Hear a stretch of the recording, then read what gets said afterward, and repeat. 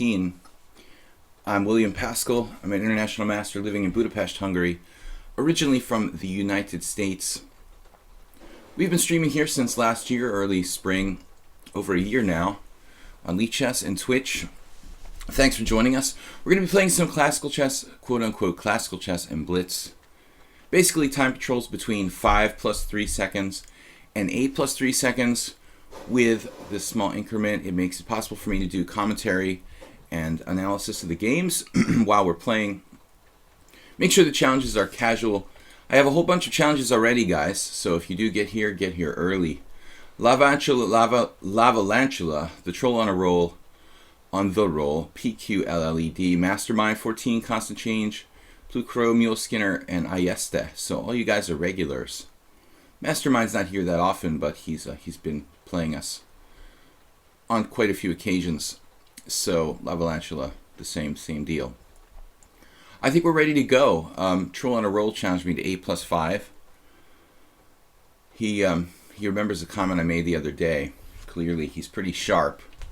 Normally, I wouldn't do longer than 8 plus 3, but I did say that I'd like to play chess 960 with a 5-second increment. So he's making it 8 plus 5, trying to get a little extra time on the clock there. Technically, it should be like 7 plus 5 maximum, troll, but I guess we'll let you slide. Arsenal fan Richie Mule Skinner, welcome, guys. I was following some tournaments, you know, the Grenke chess tournament. Looks like Hu Yifan finally lost. She's played very solidly, but she's been kind of lucky, you know, to be fair. I mean, Caruana just clearly overpressed against her. She obviously played for a draw against Carlsen. So yesterday, Vacher managed to take her out in an ending. You know, it was probably not winning for him, but he managed to grind her down in the ending. That's been an interesting tournament. I thought Aronian has played quite well. In any case, we've seen Hu Yifan seemingly come to the next level where she's starting to get some respect. I think that players are going to stop taking her too lightly, and that was the case, I think, with Caruana. But in other news, the Reykjavik Open started. I was checking out the first round of that. But as I said previously, I mean, there's too many low-rated players in the Reykjavik Open. I'm not interested in traveling to Reykjavik to play a 1400 or something. But it looks like a fantastic tournament. They have great conditions. I just think they should have like 2 sections. It's kind of like a U.S. Open where everybody plays in like one gigantic section. What's that, Mule Skinner? You're eager to play a better game after yesterday where you blundered. You caught the stream yesterday, Arsenal fan Richie. Later in the day, you were playing really well yesterday. We had a number of draws. I didn't have a scoreless result. Wow, we've got a lot of challenges today, guys. What's up? Holy crap. I don't think I've ever had this many challenges like before we've ever started before. That's 11 challenges. Everything looks good. We're going to get started. Try to get to all these challenges. We'll just take reservations in advance. Yesterday was Weird Wednesday, so I was playing unusual openings. I wonder why Thursday we've got so many people. Alright, does Lavalantula play the King's Indian? I can't remember. We haven't played that many games, and he doesn't play all the time, so it's hard for me to commit everybody to memory. Oftentimes when I see Knight F3, Knight F6, I figure people are generally looking for King's Indian. But you can get Knight F6, E6, Knight F6, B6. I often played Hedgehog. He played E6 here. So, normally I would always play like D4, Knight C3 here, but lately I started to play the Réti a bit with white. Soldier89, thanks for the host. Filled. Welcome everybody. I was talking about chess tournaments outside of our stream, and the one tournament that's really interesting in Shakmir in the man, my memory's going again, but in Azerbaijan, the Gashimov Memorial is going to take place with a lot of fighting players. That's a really, really good tournament to look forward to. I'm not sure if it's starting today or like this weekend, but it's starting soon. That's going to be cool. Just one of my favorite tournaments of the year.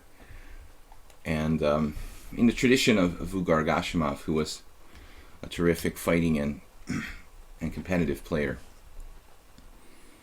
You just learned what the strong Swedish GM Pia Kramling is married to a Spanish GM, and they lived here in Spain earlier. Mule Skinner. Yeah, she's married to Bayonne, I think. And I remember playing in Las Palmas in the Canary Islands back in, God knows, 99 or 2000, and they were there. I'm not sure where they live. Possibly there. I'm not really certain. So castles, and we can go into Queen's Indian, or we can play hedgehog type position, but I mean, I guess I can play rook e1. We'll play Queen's Indian. I play this for black too.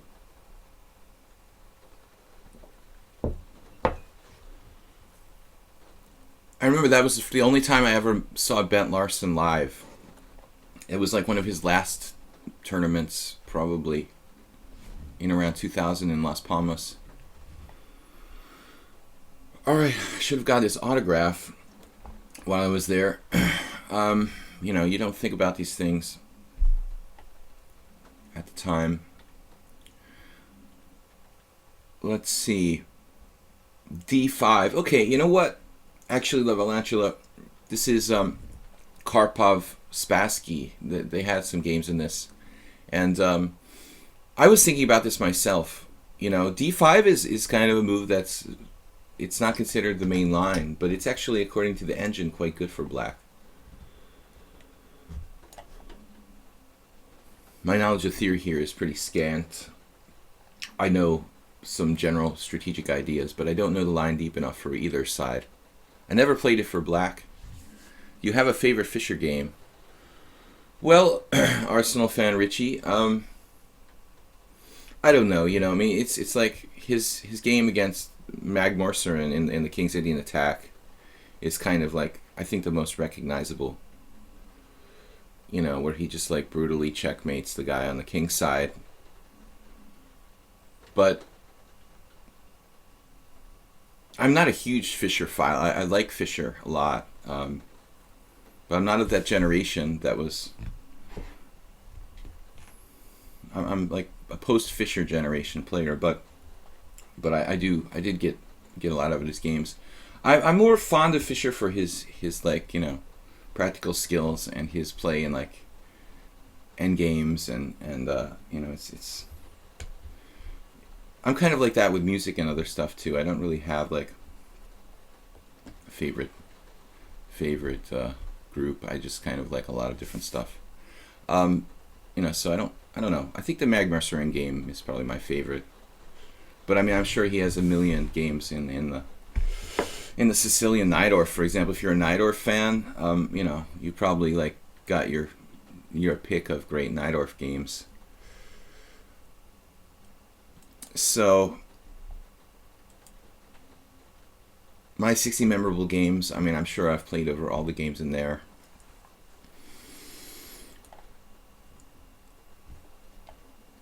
Fischer was never like my favorite player. There are people from older generation than me, you know, like 10 years older than me or something, who were like Fischer clones. They copied everything he did. You know, he was like their idol.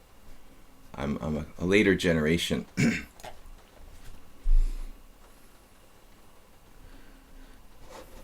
What was the game where he tripled on a file in a closed position? I don't know. I'm not sure. As I said, I was never a massive Fischer fan. I really appreciate him, but I was more into Karpov and Kasparov.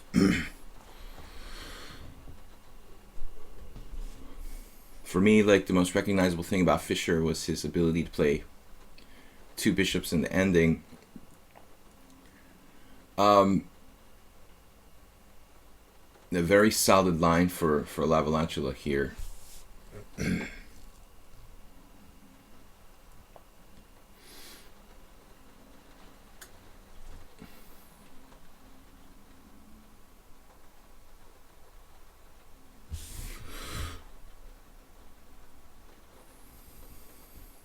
I have no clue what I'm supposed to do, basically. wonder if I played queen a4. Looks pretty lame, actually. Running out of time. Queen b3, I guess. Queen a4. Doesn't look like too much for white.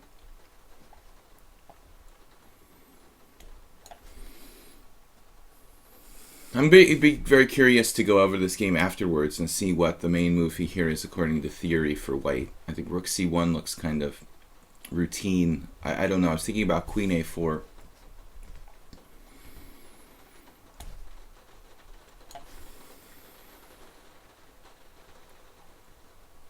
But black's ultra solid.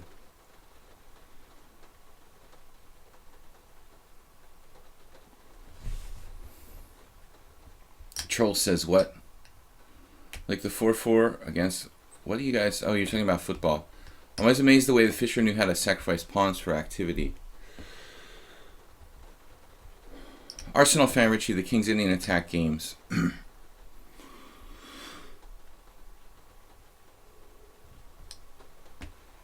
Yeah, I mean, I think there were some ideal King's Indian attack games. Okay, the other great game is when he was young in the U.S. Championship where he sacked his queen against Donald Byrne. I mean, I think that's another game that is one for the ages. He was black in a Grunfeld and sacked his queen against Robert Byrne's brother. I guess it was a U.S. Championship. But another game from my 16 memorable games.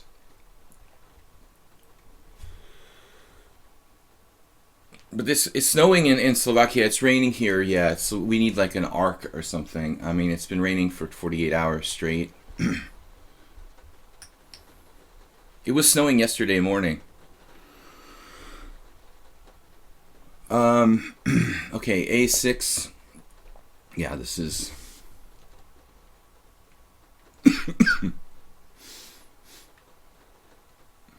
Now what do we do with our queen? Not really certain. Why did I play that? I didn't want to walk into b5 directly.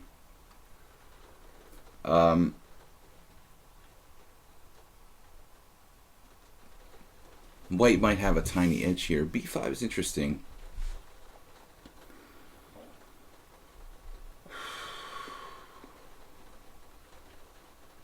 Taking looks kind of like nothing. I think I have to play c5 here. Objectively.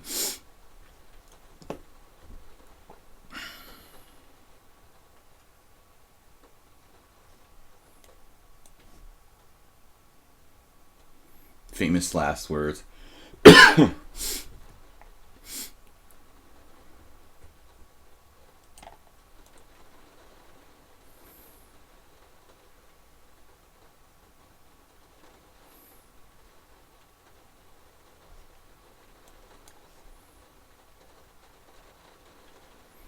Basically like an a6 Slav.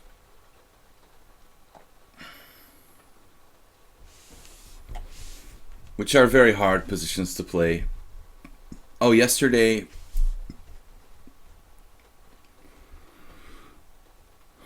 I'm trying to think of a game now.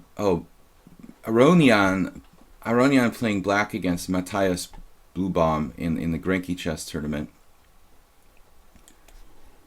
I thought that Bluebaum played atrociously, like he was literally really playing for a draw, and then he probably had a holdable heavy piece ending and lost that too. It's very hard psychologically to play against a monstrously higher rated player. You know, these guys who are 2600, having to play against Aronian and guys who are 150 points higher. There's a lot of pressure on them. This looks very bad for black. But I have to think... Tempting to play h4 or f4 here. I've definitely played atrociously against higher rated players because I've been intimidated by them at times. But it was kind of funny because he like played horribly and then still like could have saved the game. Probably like just down a pawn and ending. He still should technically hold on, and he couldn't. I mean, Aronian is brutal, but this wasn't that difficult. I think it's a weird format. They want to give the German players, these average 2650 grandmasters, a chance, but well, in some cases it's worked. As I said earlier, it seems like the higher rated players tend to overpress sometimes. Hu Yifan has been very, very practical. What are we doing here? Getting the A file.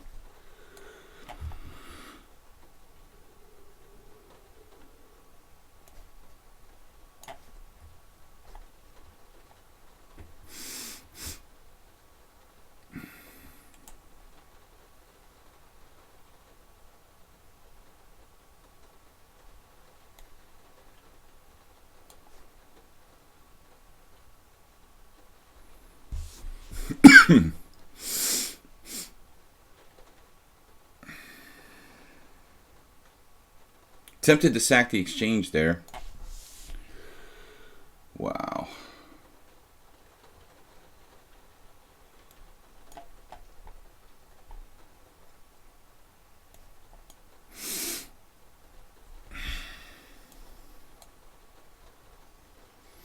Lavalantula certainly got no problems with time here.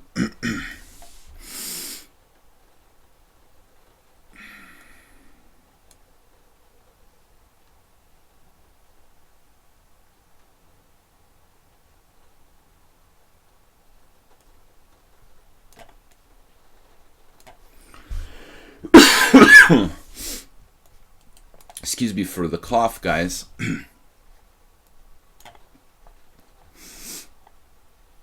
It looks like this is going to be difficult for me to break through. But never say never.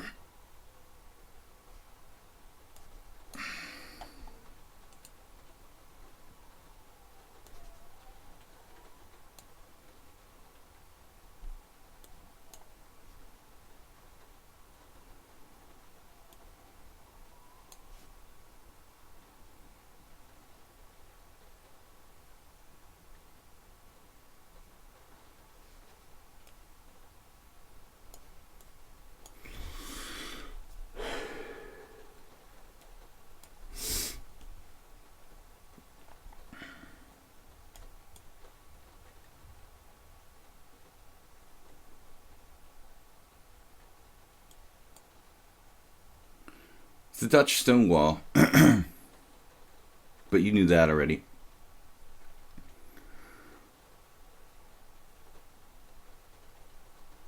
Well, I really let him get away with murder here, locking it up completely.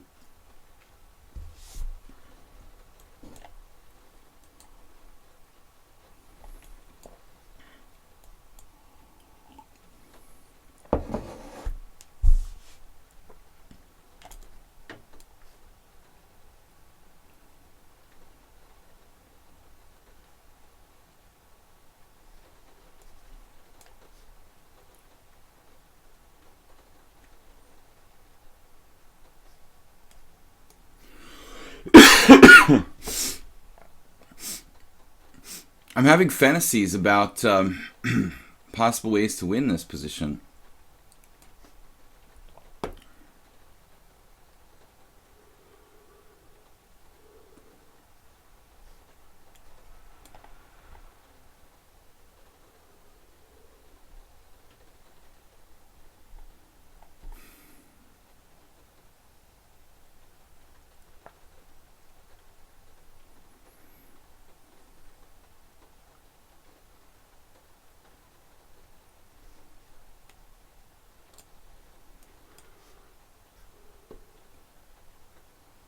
I just want to try a little bit more, Lavalantula. You're not in danger of losing on the clock. But I want to try something.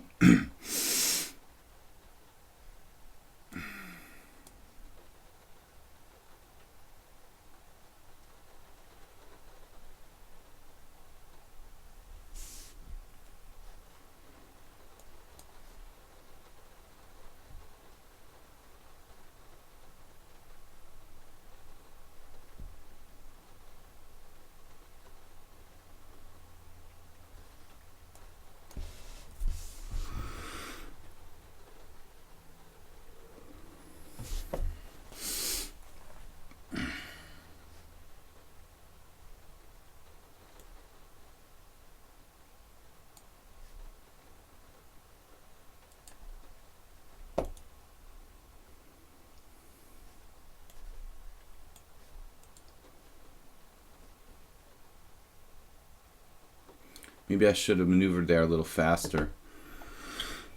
Alright, whoops. Alright, let's not lose on time here.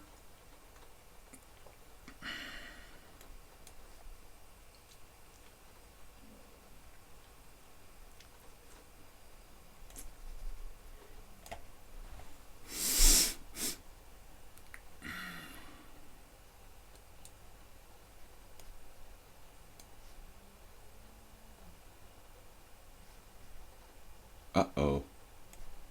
That's okay.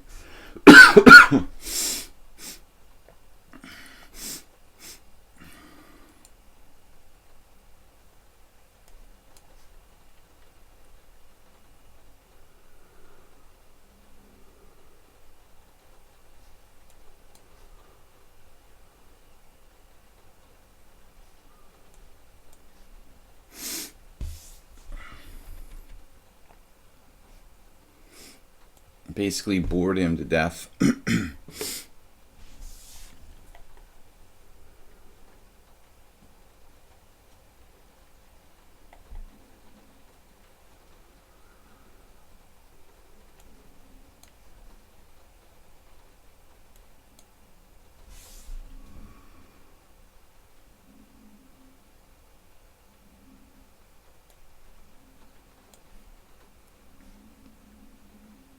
I just could have taken the b5 pawn with check. You guys saw that, but I didn't realize. Now I'm winning, but it still would be good to take things that are free.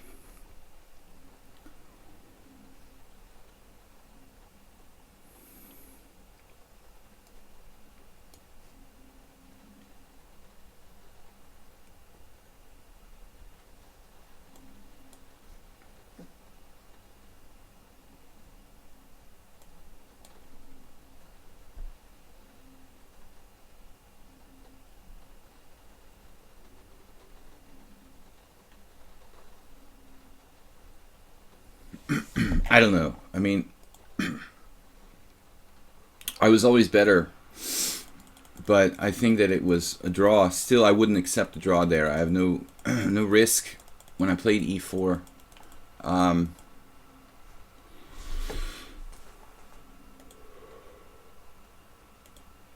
the computer says you should play d takes e4 here.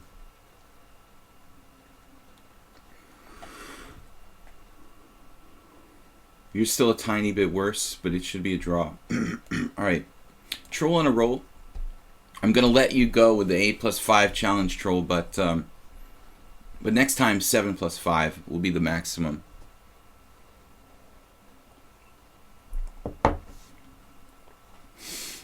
You think taking on e4 was just bad, but I guess apparently he could take the other way. It's not so bad.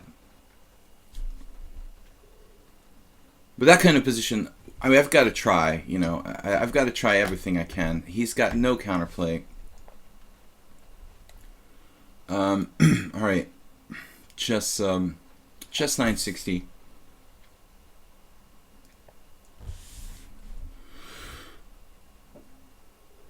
I've got more than 8+5. I don't like this. Okay, the problem with casual is that I can sit here and stall, so my clock isn't running. Or is that way? It's not that way in normal chess. It is that way in the normal chess, just if it's a tournament, right? I would get forfeited after 25 seconds. I don't mean to stall on the first move, sorry. I just want to think about my first move. I don't mind if my clock was running, but I don't want to be rushed. Your friend just played 3 bullet tournaments and got the top, what? The top 10 3 times in a row, doing h4, h5, a4, h5. Yeah, I can see that. I used to play those openings when I was on tilt too. I think especially in super fast chess, skill is obviously much more important than openings. Alright guys, we are suffering from very bad allergies. Sorry for the coughing and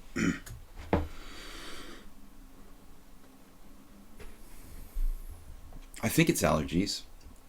I don't know what else it could be. My eyes are like watering and I've got Congestion. All right. I won list 960. But the bishops are on the original squares. Rooks are close to the original squares. It's actually one knight on the side of the board, but it's not that different from... It feels almost like normal chess. There's some chance that you get confused your king is your queen in this position. Bishop c4. F7 is defended really well here, so I'm not too worried. I'd like to play g6, but what do I do with my knight after that? I don't know why I'm... I mean, g6 would take away, you know, obviously, g6 would take away knight f5, but I've got my knight to think about too, so get our knight out, and then maybe later we'll play like g6. Next time troll, 7 plus 5 will be the maximum time to troll for chess 960. Yeah, I mean, La Valentula, I don't mean to diss him by not taking a draw, but I wouldn't accept a draw in that position in a tournament game. I mean, we can try some more moves, and I'm not trying to flag him, you know. I mean, I wanted to try e4 and see if we can do anything there. The stonewall, the locked stonewall positions, you've got to be willing to look for weird... I wanted to even sacrifice a piece, honestly. If I could get two connected passed pawns, I would sacrifice a piece on like g4, but unfortunately, for 2 pawns, unfortunately, and oftentimes that's enough at least for a draw, but it wouldn't be connected passed pawns, they would just be two pawns for a piece, they're not passed. Okay, so here, I was thinking of playing knight f4, but it feels like I'm moving the same piece twice too much. Let's develop a piece first. I mean, sort of develop a piece. Let's play d6. Develop. And then, you know, maybe bishop e6. We'll be developing a piece, technically. Railbird. You know, he misspelled my name. I just realized for the first time that there is a lot of names, people in Greece with a very, very similar name to my name. Okay, Paschall is like Latin for Easter, so maybe I'm distantly Greek or something. I don't know. There's like Paschall with one L. I think something similar to my name, but who knows? Anyway, I was just thinking about that as Railbird80 tries to spell my name hopelessly. Welcome, Railbird80. Thank you for the Greek spelling. No, I'm just kidding. It's not. It's close. One day I was searching for my rating on FIDE, and I realized like all these Greek dudes had almost the exact same name. It's like one letter different. And I never realized that. But my friend Adrian Casillas, who's a Mexican-American now living in England, go figure, he always used to make fun of me. He called me the Easter Bunny.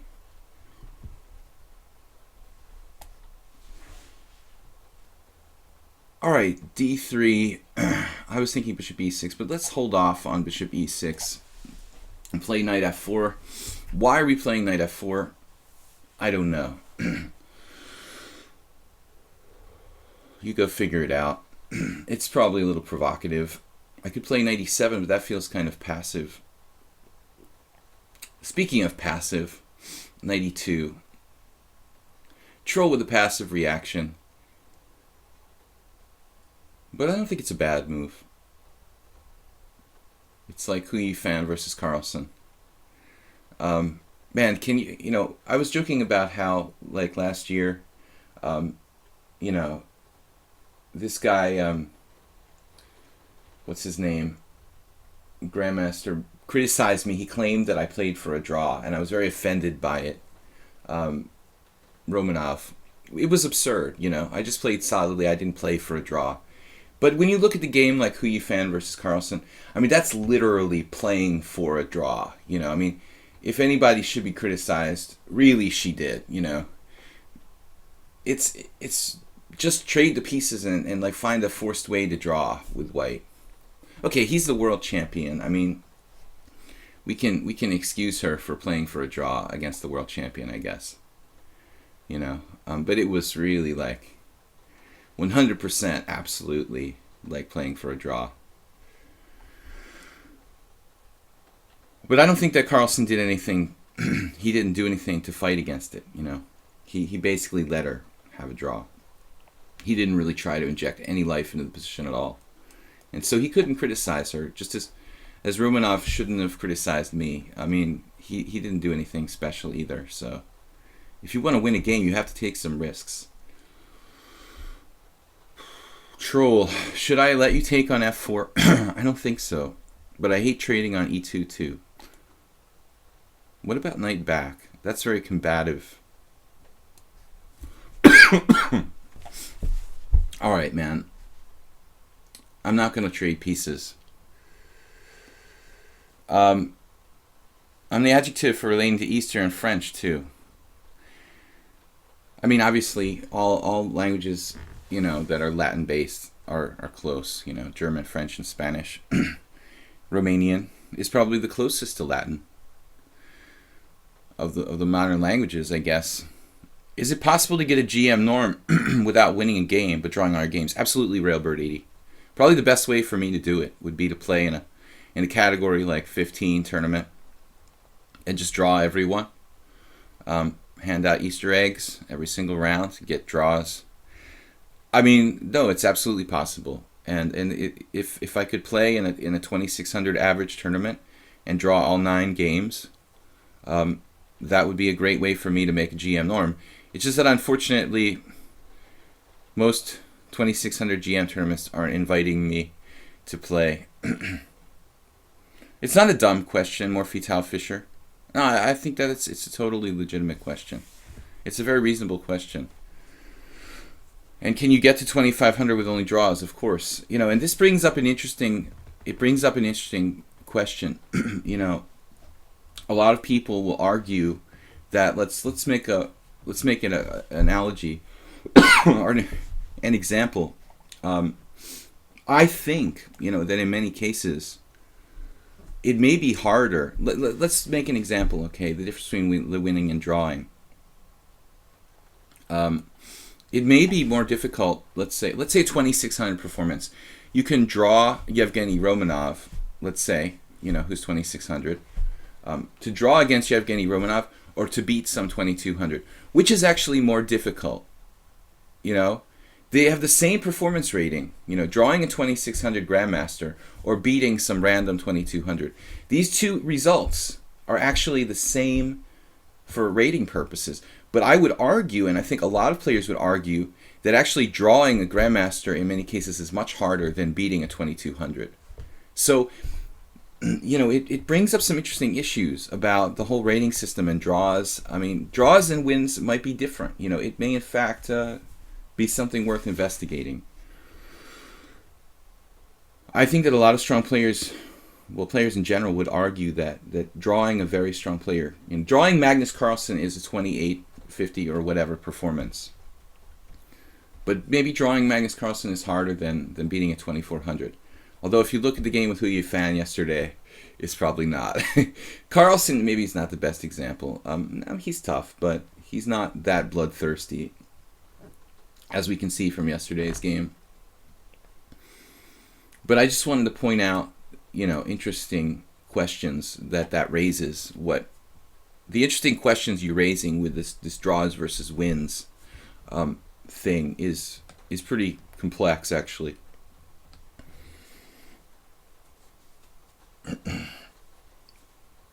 Rimpu says they want to play a game, but you have to get in line.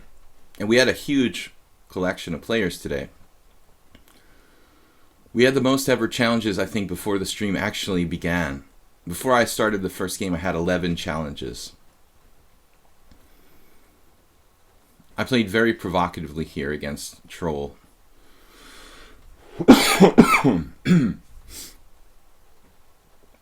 And now I'm going to pay the ultimate price for that. We could play b5, b4. I don't think it's really recommended to weaken my position anymore. Then I've already weakened it. He's threatening to break himself.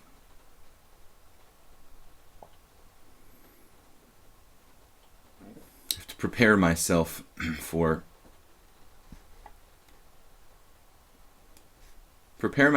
white trying to break through.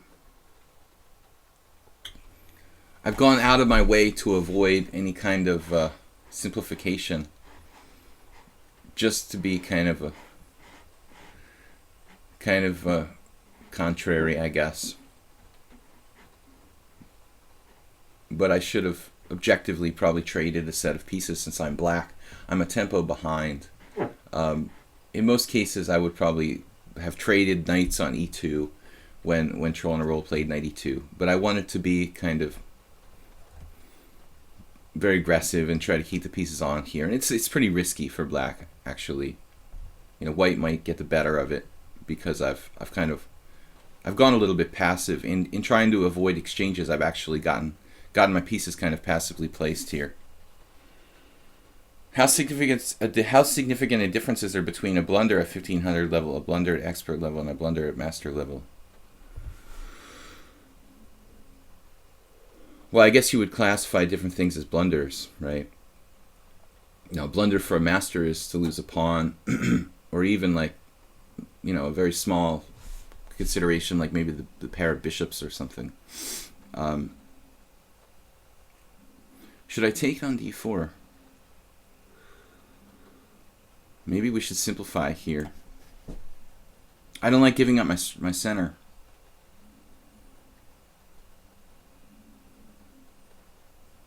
Then bishop. White's a little better. I like the way the Trolls played very principled chess. Control the center, strong point. White's slightly better here, no doubt. I went out of my way to avoid exchanges to my own detriment. But Richie, I don't know. I mean, I think that, you know, for top players, like losing a pawn is a major blunder. Okay, we have some real serious problems now. Castle's queenside. And it's going to be hard for me to protect my pawn on d6.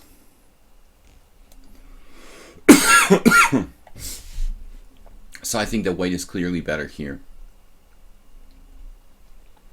I learned my lesson. When Troll offers you to trade pieces, you should acquiesce. And my king is in a kind of unpleasant situation. I think white has a clear advantage. Bad decision not to trade pieces for me. Knight d8 was really going pretty far. Going a little too far. You know, I mean, I know that he gets in time pressure, so it seemed logical to try to keep the pieces on the board and make the position more complicated. But in doing that, I've left myself in a really bad situation. Who's my favorite celebrity? Since this is Q&A time, what would your chances be versus Paul Morphy, Tal Fisher? My chances would be good, I guess. But I hate these like hypothetical questions. Actually, I was joking about having a. I think my chances would be good to like draw against Morphy probably. It would be an unfair advantage to have all the information I have about Morphy, you know, at my disposal. He doesn't know a lot about me. We could make conditions though, like Morphy could prepare for me, you know, or, you know, then he would have really good chances. Let's see. I was joking about having a chess seance, Morphy Tal Fisher. Maybe making a stream where I play a match with Alexander Alekhine from the grave. But someone, does anybody know, was it Bronstein? Somebody had a story about that. There was some famous world-class player who claimed, perhaps it was Korchnoi, I don't remember. Somebody claimed to have played like a match against a dead famous player. I swear this is a real story, but I don't remember who it was or what the circumstances were in that situation. Okay, I really need to develop. What am I going to do about my king here?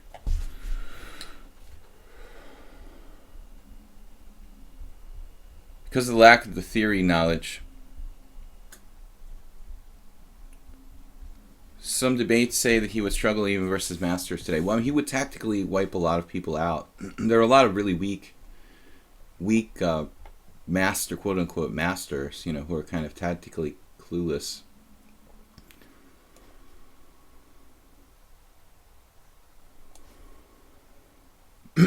But now what do I do? Now I'm like groveling for exchanges.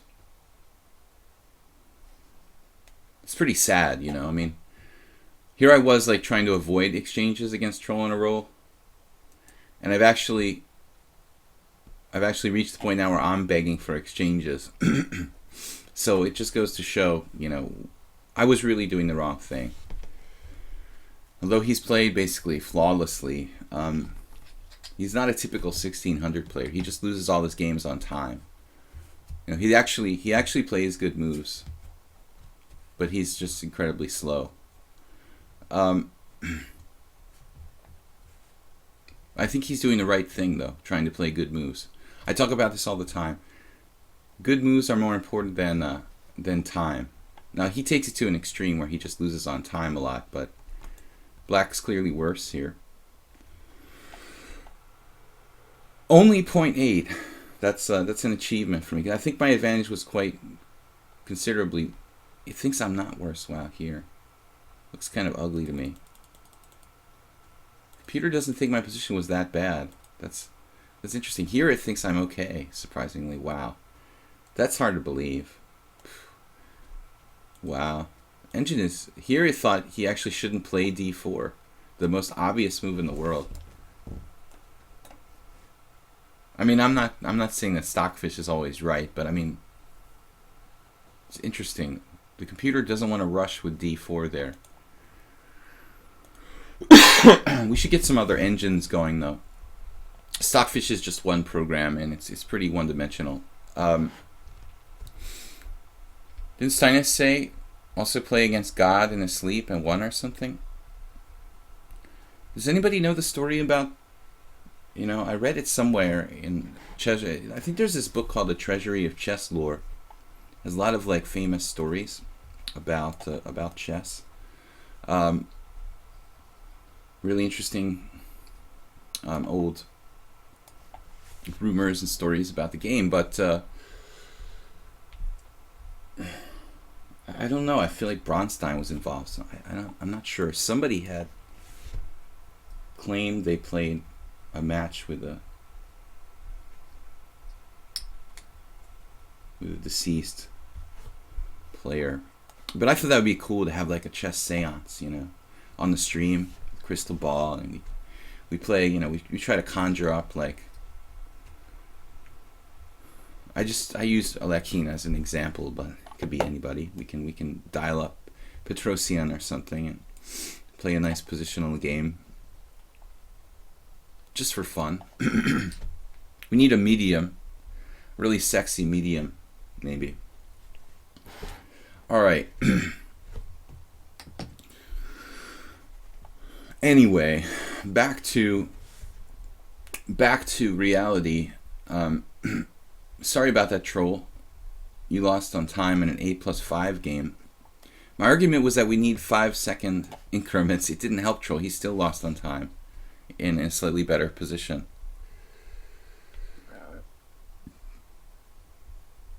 You found the stuff to back your claim up. So Steinitz claimed he played God. He had a dream about it or something. I'll have to look into that. I didn't know that Steinitz was like. I didn't know Steinitz was loopy.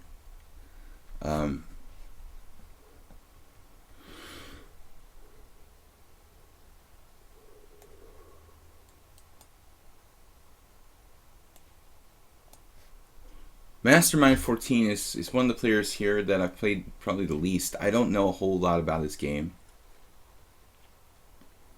We've played, what, 7 games? 8? But spread out over a period of time that I don't really remember a whole lot. The Ouija board, exactly. We would bust out a Ouija board. I think it would be an awesome stream. We'd probably get like hundreds of viewers. But I don't know how to do it. You know, would it be like a con where we got somebody to actually, you know, do the automaton, be the automaton, or we really try to contact the spirit world? All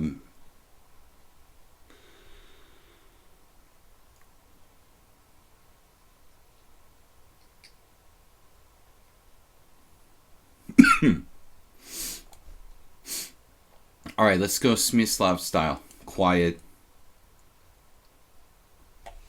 system. Not often we see Williams play the Roy Lopez.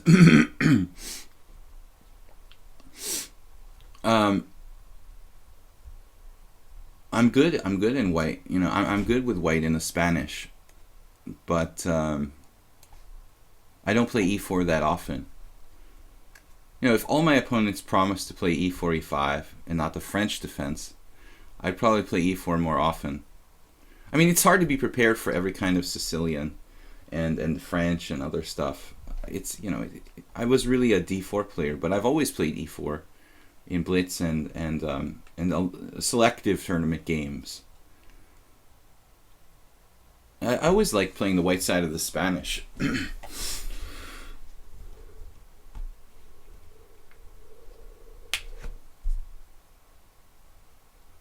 You saw an interesting game earlier. I was curious about playing c3 and the Queen's Gambit accepted. What?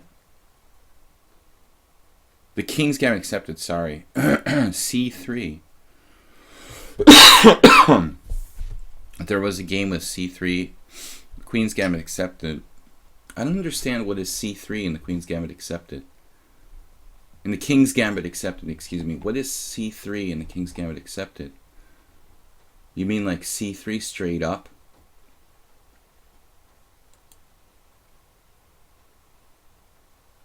Are you talking about like playing it on move 3? I've seen that idea in the Fromm's Gambit, ironically.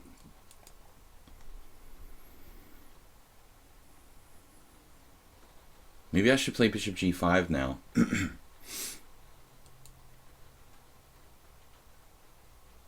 d5 square.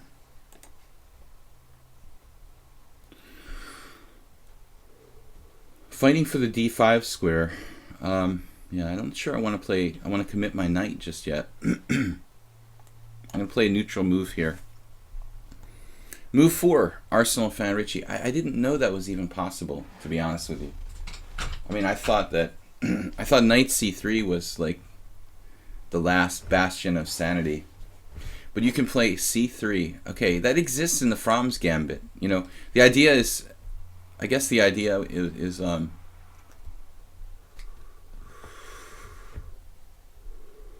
what am I? Oh, there are some lines where you go like queen a4 check, and then the king can walk to d1 in the Fromm's Gambit. Does it have something to do with that? Like playing queen a4 check so you can walk your king to d1 and c2? Or just especially d1? You know, giving the king a flight square on d1? Is that the idea? Bishop f8. Now what, basically? Well, if I play bg5, I'm not pinning anything. Alright, whatever. Bishop g5. He plays knight h5.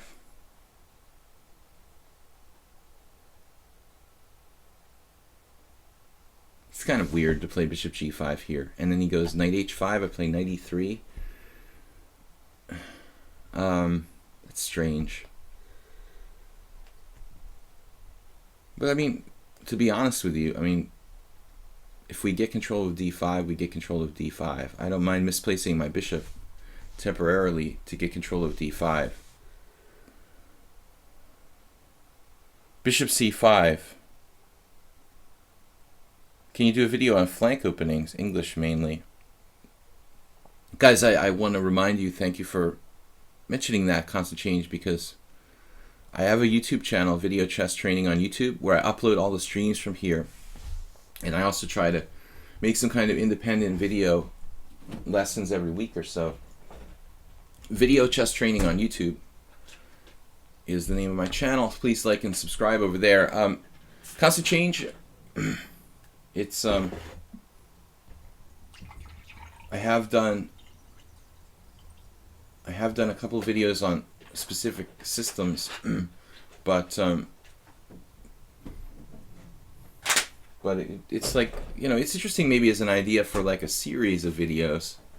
I mean, one video would have to be like very kind of basic, I think, for it to have a logic. Like one video about the flank openings is not really enough to cover anything. Maybe a series of videos would be interesting. All right, so what are we doing here? The delayed d4 is looking kind of interesting.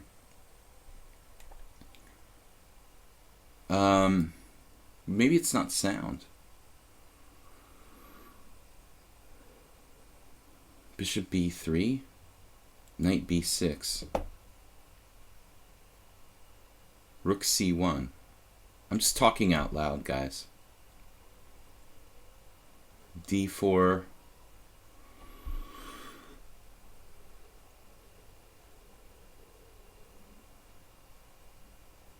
can we play d4 and then just get the pawn back later? That would be an interesting question.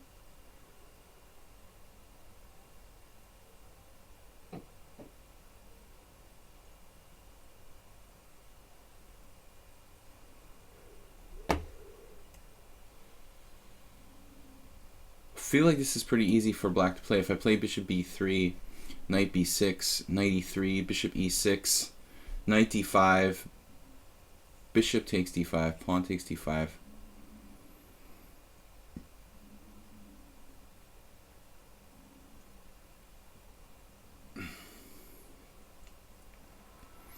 d4.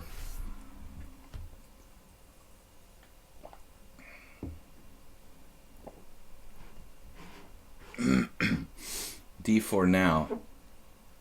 cd, cd, knight takes d4, knight takes d4, pawn takes d4.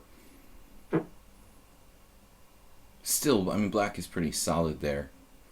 No matter what happens, I would imagine.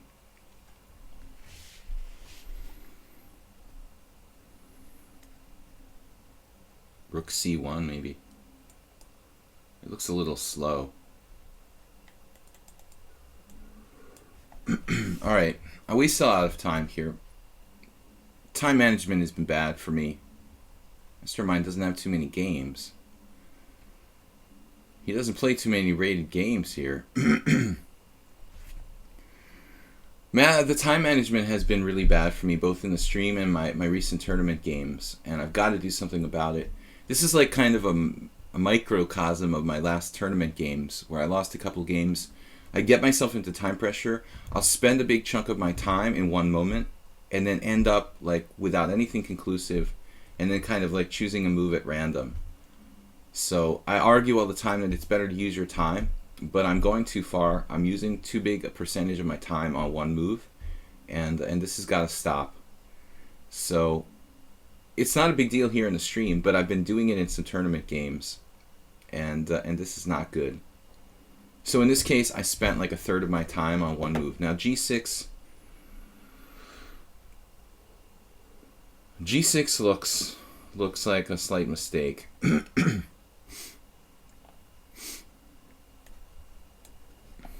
I think that black has a lot of weaknesses here. I could have played maybe well, what am I trying to say here? d4. I could have played d4 anyway there. Alternatively, I made a video last week on a Sicilian game that people liked, but in that game, the d5 square was the vital thing. And I was talking about in the video how in the U.S. Championship this year, there was a really instructive game where Kamsky beat Naroditsky. This was just last month, or a few weeks ago, in fact. 2 weeks ago.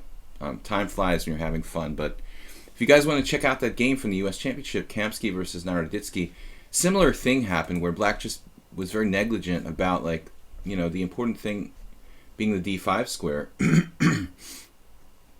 And Kamsky just beat this young Grandmaster Naroditsky like he was falling out of bed, man. I mean, it was...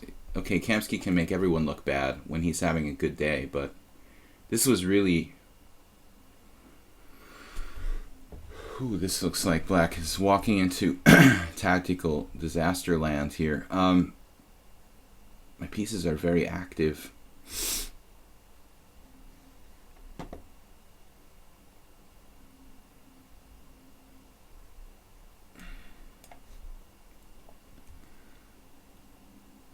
I think bishop a2 is kind of slow. I didn't see a clear win though. I probably had one. Really close to it. Yeah, I mean, I don't know what he would have done after bishop takes. I should have played bishop takes, knight d5, followed by... Actually, there he has defense. Queen f3.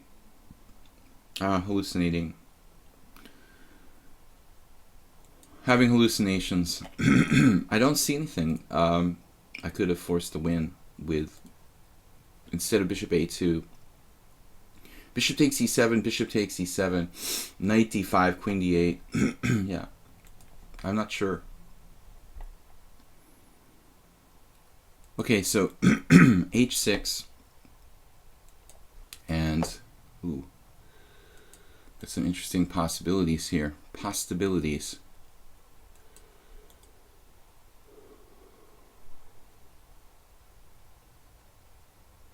Queen b3.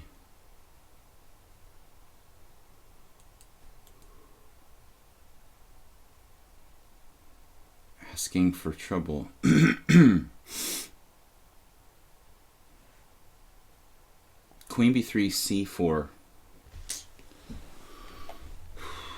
That's not going to cut it.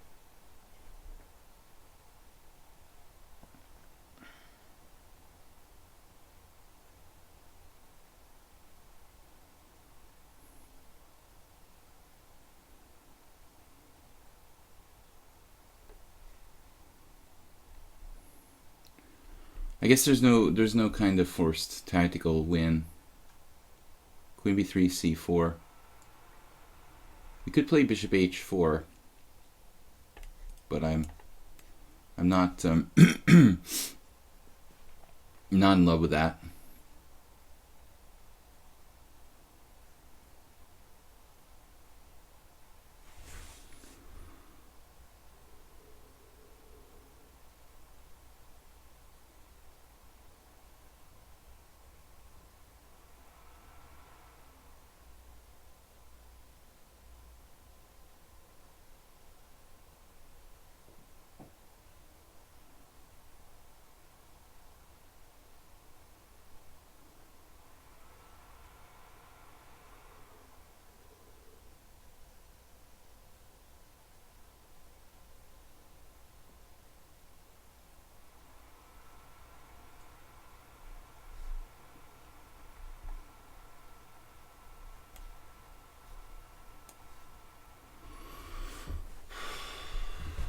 There's nothing winning for white in this position. You just have to kind of play strategically. I guess the black's okay here.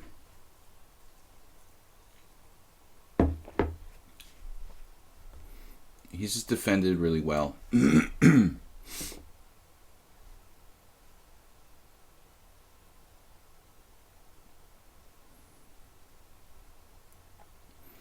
I just weakened my king side, but I wanted to get some control of the dark squares in this position.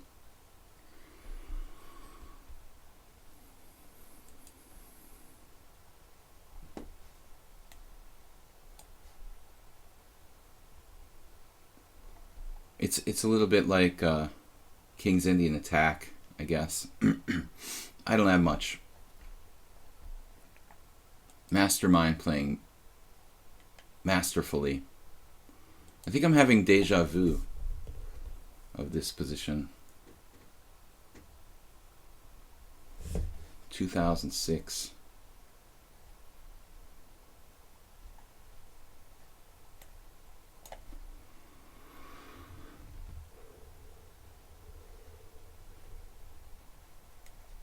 Oh, I lost on time.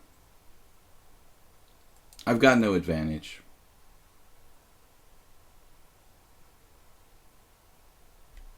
Let's check the analysis board. No, I just thought too much. Thought we had a good game here, but I just couldn't find anything.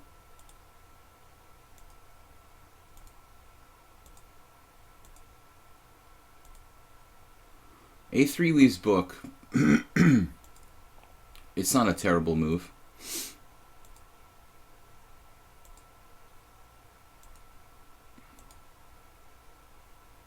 Peter wants to play like A4.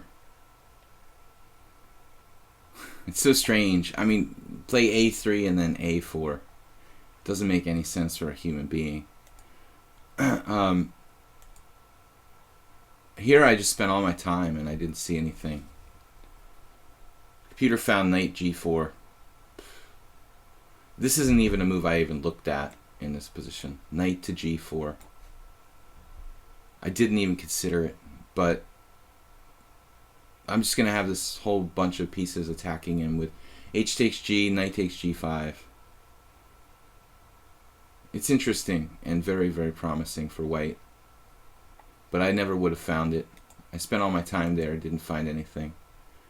Actually, I just lost on time here. I couldn't find a plan, really. White isn't in any danger, but I wanted to find something. G3 was kind of weak, but I don't know.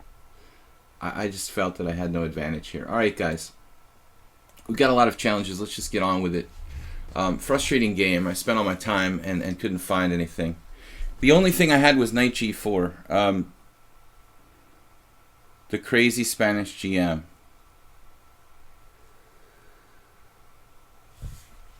Alright.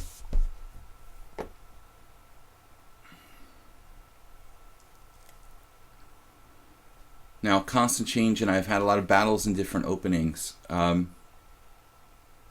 is no time to experiment with a French defense, I guess. I should play something serious. Against constant change, I haven't played G6 against him in a while. I like to play G6 as a winning attempt.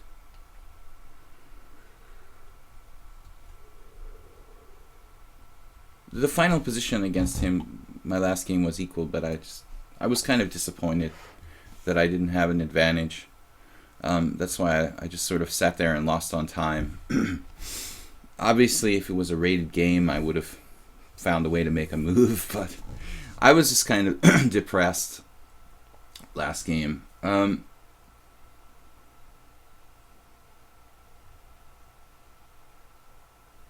was thinking about knight f6. I've seen this. Svidler, I think, man, I can't draw an arrow there. Svidler, I think, has played knight f6 here.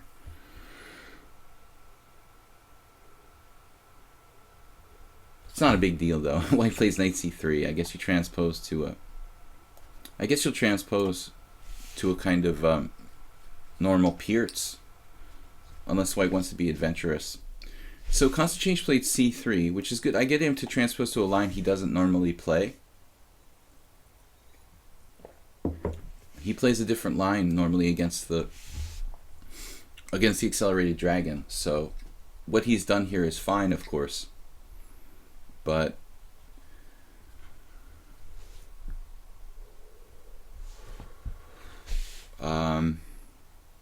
this variation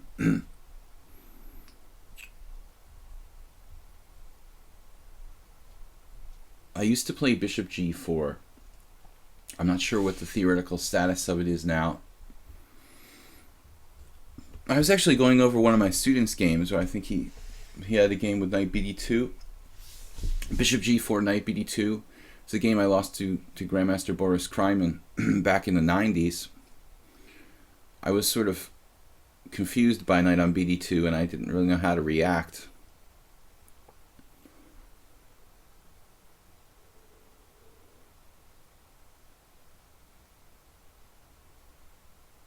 Yeah, we're going to play traditionally with bishop g4. It's kind of the main line. Jakob Attila played knight h6 against me. I've played this position with white on a couple of occasions. Maybe knight h6 is the best move for black. I kind of think that I would feel pretty confident with knight h6. Constant change there. In an unfamiliar situation, plays what is probably an inaccuracy h3. Now black should get a pretty easy game to play.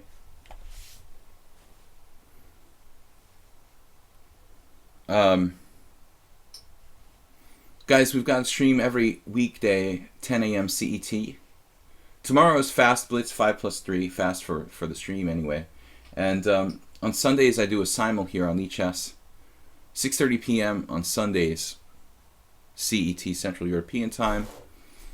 European Time, let's just call it. If you guys want to play in the simul, there's room for 20-25 players. Last week we conflicted with the blitz marathon here, and I think we were a little short of 25 players. But usually there's plenty of players, and I can fill up pretty quick. So if you want to show up at 6:30 and play a simul. It takes about 3 hours. It's 40-40 time control. White has a tendency to get overextended in this line. Constant change, he kind of let me trick him into this variation he doesn't typically play. He should just play knight c3 here. I mean, for his repertoire, he will transpose to normal accelerated dragon. It's also good for white to play d5. You can transpose to a modern defense, Benoni type of position. And there's nothing wrong with the line played, but he should play... well, as Kryman played against me, knight bd2 is interesting. I think there are other moves, though. Bishop b5 check is probably the main line. And certainly other moves you can probably play quietly with bishop b2. Or even queen b3, queen a4. These are provocative ideas with the queen coming out to these squares. If there's anything wrong with bishop g4 though, again, I think that the Jakob Attila's line with knight h6 is fine.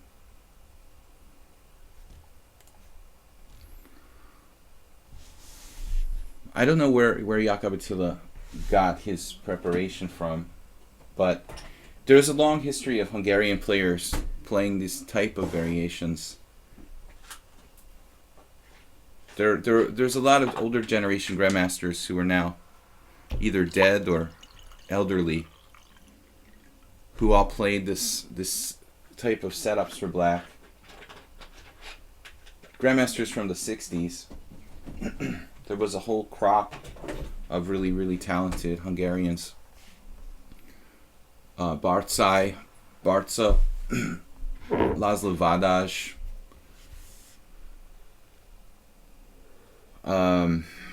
whole bunch of players, really. The modern defense was pretty heavily analyzed. Pierce, modern type of stuff. Bishop to b5 now. Seems like a good idea here. He has to do something. I can play queen b6, which is interesting. Queen b6, queen takes d5, rook d8.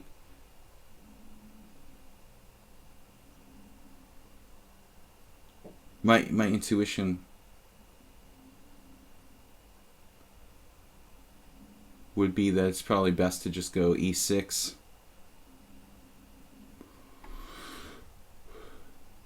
Black can certainly play rook c8 too. But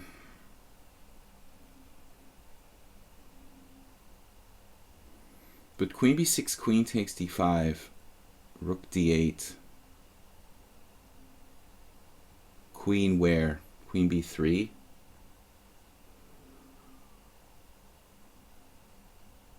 It's kind of risky. I'm just going to develop here.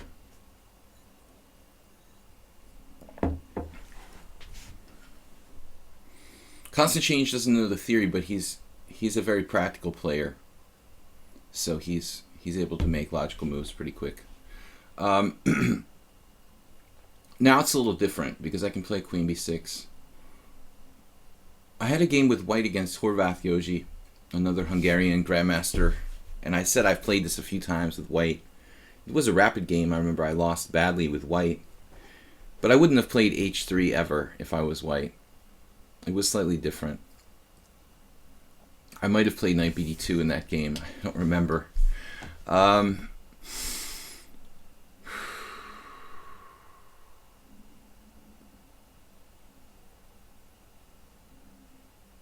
Queen B6 is fine. Probably a good move. Yeah. It's got to be Queen B6 here.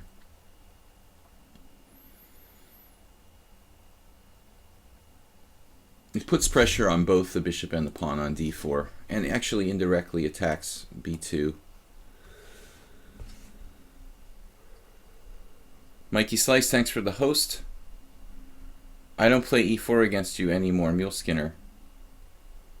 No, it's not a question of don't. I mean, I just haven't. I don't know why.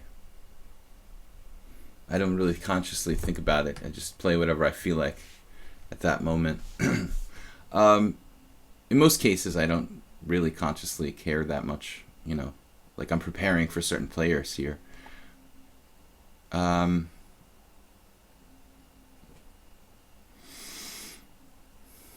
Okay, I've got to get developed.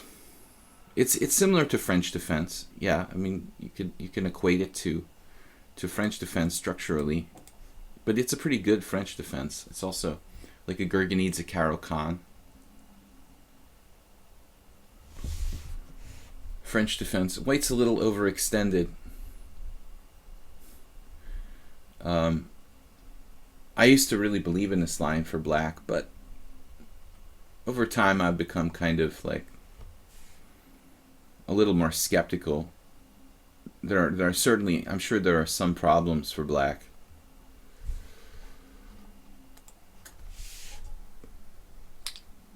But I don't think that, you know, objectively, it's necessarily a big problem.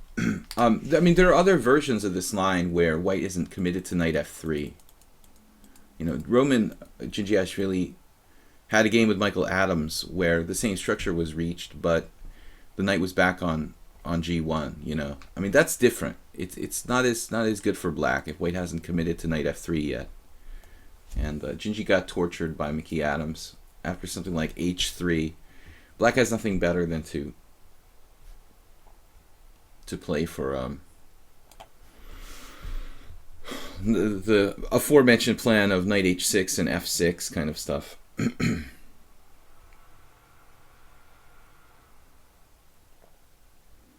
This could get a little bit weird.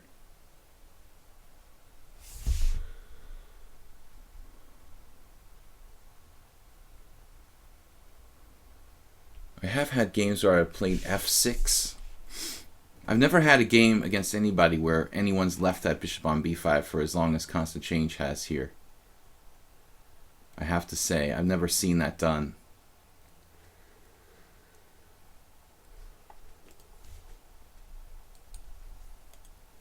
I could play knight b4 in this position.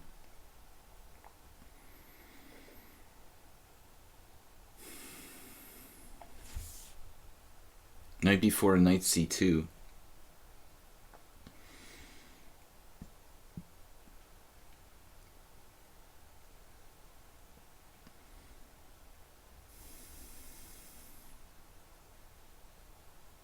It's quite an interesting line.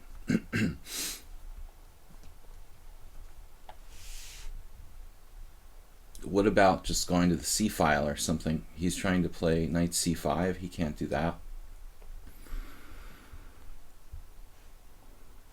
Rook a c8, rook f c8.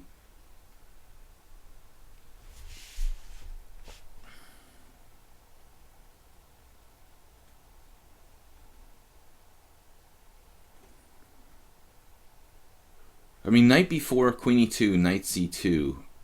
Queen takes e2, queen takes b5. It looks okay for black, but I'm not, I'm not that excited about it. It's probably equal-ish. I was thinking maybe I've got something better than that, something more efficient. Rook F C8, Rook A C8. Is he threatening Knight C5? By the way, I guess I could do an exchange sacrifice. I mean, if Knight C5, Knight takes E5. I'm just winning a pawn, I guess. I did see that earlier, but I didn't let you guys know all my secret variations. There's also the possibility of playing the other rook to C8. I'm not really sure which one is better. But I don't really see my rook on A8 having a whole lot of future in this position. Now it looks like constant change is really pushing the envelope here with this tension situation. I mean, I don't know, is he analyzing this, or just, it's hard to believe he intentionally played this line.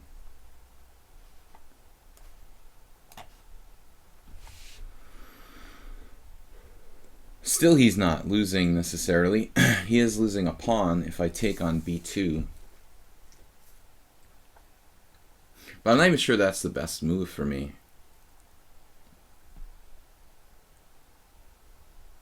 I have a lot of choices. I can play a6. That's not really the most constructive move. Bishop d2. I totally overlooked that. Like, he's trying to play the most confusing move he can find or something on purpose.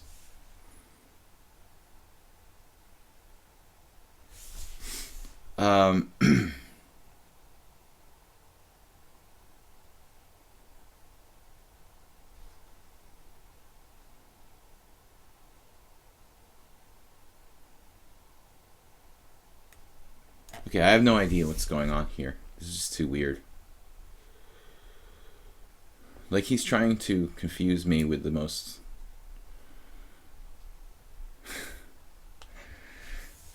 complicated, most people would have played knight d2, but bishop d2, bishop d3. Now I can take on b2 or take on d3, and you get my pieces trapped, huh? Rook takes b2.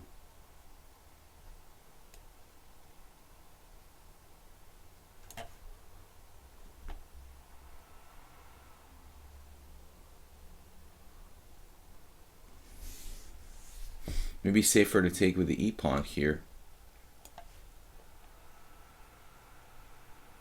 Normally I would take toward the center, but it will kind of jeopardize my king safety a little bit there. Looks like he has some kind of compensation.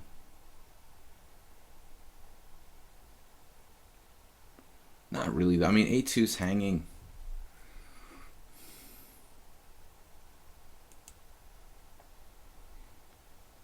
He doesn't have a great square for his queen. Basically up a pawn.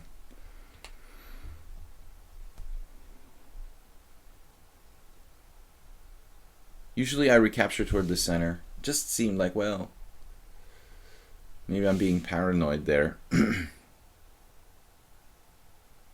I could definitely have to watch out here.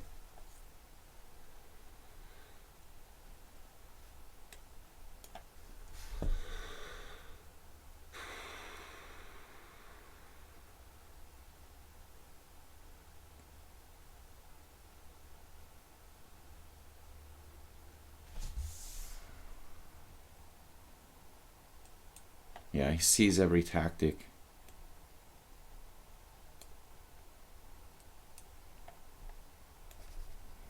I had to lose the exchange. That's wonderful.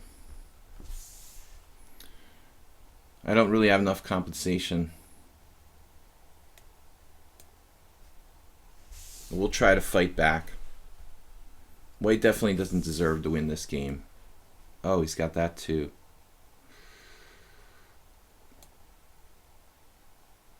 Sees every move. Every kind of tactic.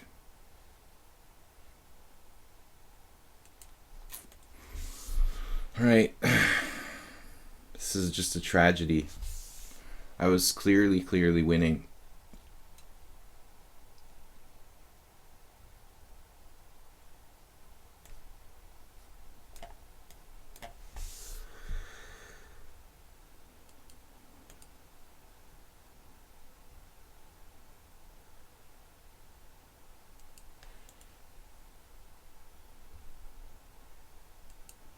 I don't know, maybe it was better to just take on c5 there.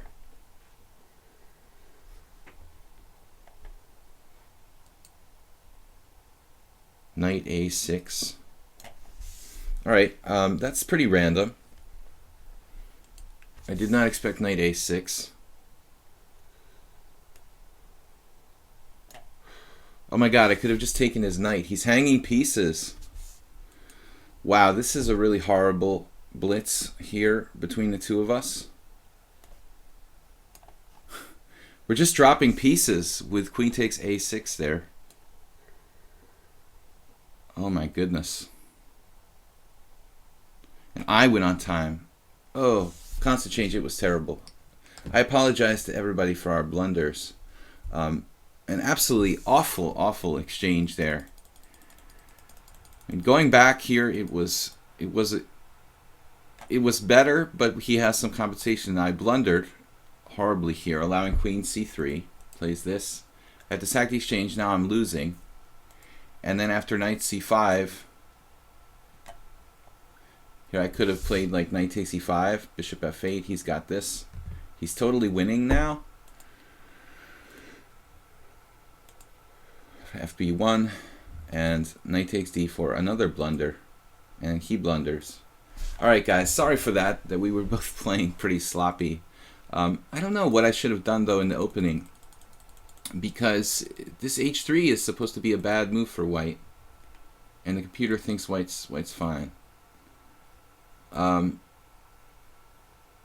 Bishop b5, e6, castles, queen b6. Maybe this is actually a mistake. I should play knight on g to e7. I was scared of bishop g5. I remember Roman having some games like this. Apparently this is no big deal, this bishop g5. That's probably a significant improvement.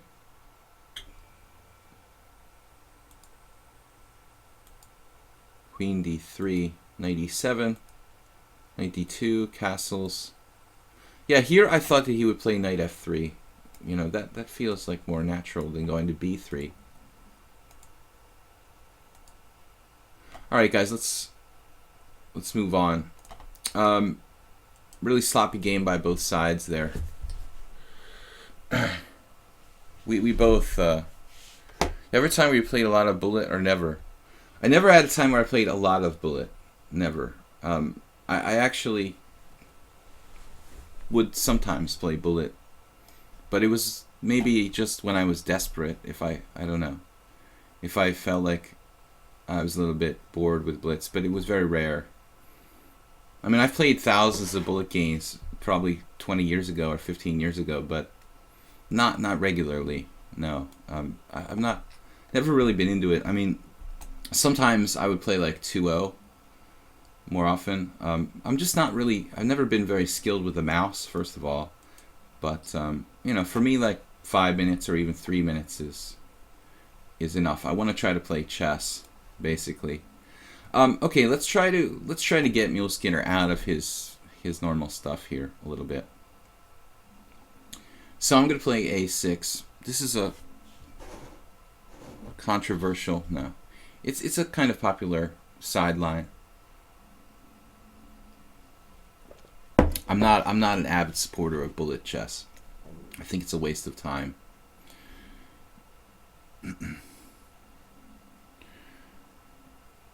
The worst games are always the best. It was pretty bad. He dropped his knight on a6 and I didn't take it. I mean, I knew my rook was defended. I just had to move so fast. I didn't realize the knight was hanging on a6 till after I made my move. That's why I don't play bullet chess. It's just about, like, you know, who can move the mouse faster. I mean, I'm not interested in mouse contests. I'm interested in chess, you know. If you want to play chess, that's fine. I'm not going to be like a world class player in mouse skills. and I started playing, you know, I started playing computers like 30 years ago. You know, I'm not that incompetent when it comes to playing with computers, but just never really liked playing faster than 2-0 personally.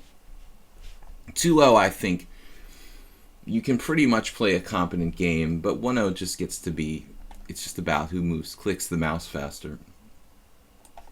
Seems silly to me. The main focus, I argue here in my stream all the time, should be trying to make good moves, and time should be a secondary thing. You know, the element of time in chess was only introduced because people otherwise would like just take forever and never move, you know. In the old days, there was no time, there were no clocks, but you'd have to like have some kind of time limit, and in order for people not to just sit there and never move in like a losing position or something. But still, the main thing should always be trying to make good moves. If you lose focus of the fact that the object of the game is to play good chess and make good moves, then I think that it's not chess anymore. It's something else. An esport, maybe you can make an esport out of bullet chess. G3. Here, I'm not really well versed on this. Actually, I did have a similar game the other day where white played like A4 in a King's Indian attack type of position.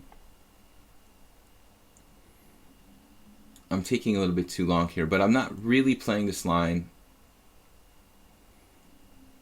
typically with black.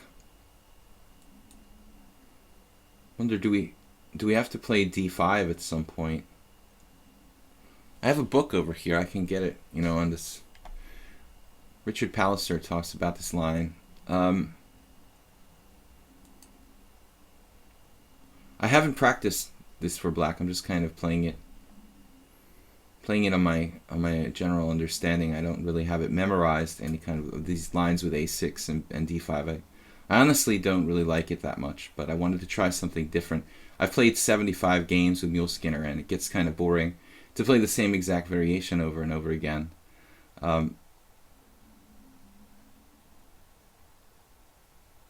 Here, though, I guess playing for D5, huh? Not really sure when we're supposed to play D5, if we do. If we don't play D5, it seems like, in my experience, playing the hedgehog against the closed Sicilian is not really great, because eventually white gets in like F5. I have had occasional games out of hedgehog move orders where I've ended up in these kind of positions and tried to do, you know, try to hold white back by playing like H5, D6 and H5. But it's very anti-positional for black.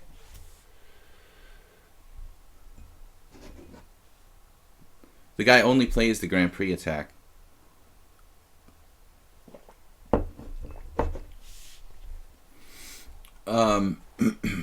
Maybe B4 and D5 at some point would make some sense. B4 92. But when I play D5, they'll usually play E5. And then we end up in this convoluted kind of French position. What else can black do? You know, D6 again. As I said, I don't think that it's really adequate. If I do play D5 and he plays E5 and I play knight FD7, it's basically a sort of French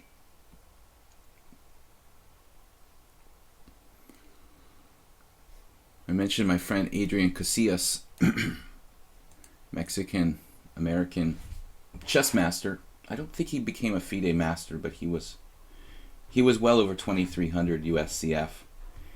He used to love to play.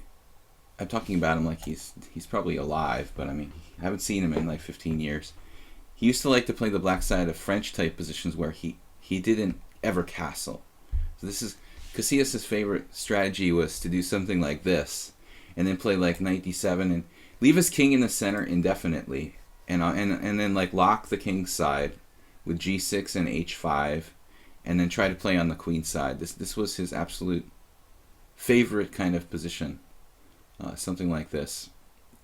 For me, it's really alien to play this way with black. Alright, can white play f5 at some point? We have to be a little bit wary of that. That's why I'm going to play g6 here. So going into this Casillas. Yo, Adrian. This type of position, just not my usual style. And Mule Skinner plays the French defense. And that's so this French defense type position, he likes closed positions very, very much. Maybe not so much playing against his own opening, but I'm just always trying to get him in an open position, and he won't let me get open positions, basically. I've never seen anyone that I can recall who played so exclusively closed positions.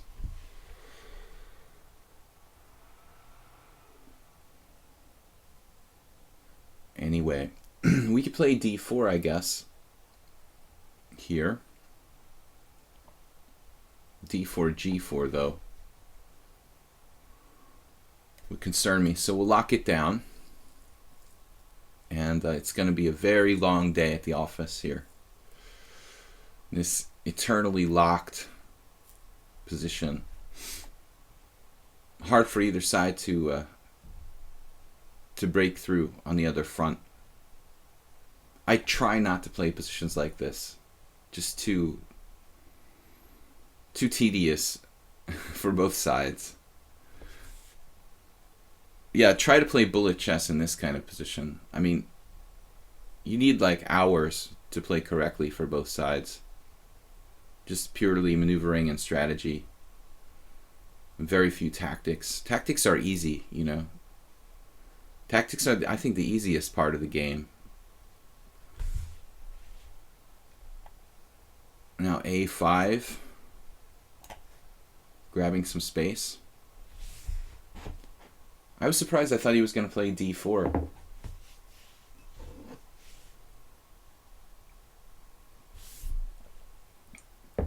I'll just take all the space I can. This is my tribute to Adrian Casillas stream. I talked about him calling me the Easter Bunny.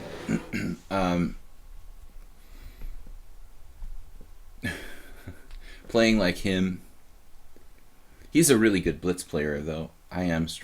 Almost I am strength in blitz. I used to play a lot of blitz games with him back in the day. Very competitive and fast and tricky.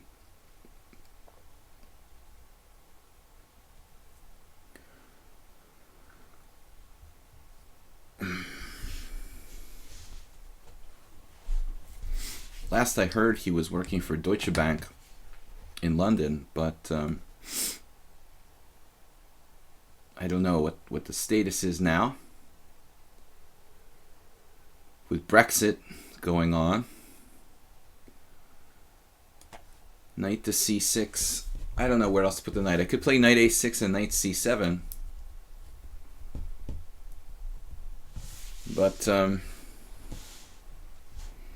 who can play at least incorrectly? Sideshow Bob. Good point. I guess that's especially true with bullet chess, right? Oh, he's playing h3. That is interesting. All right.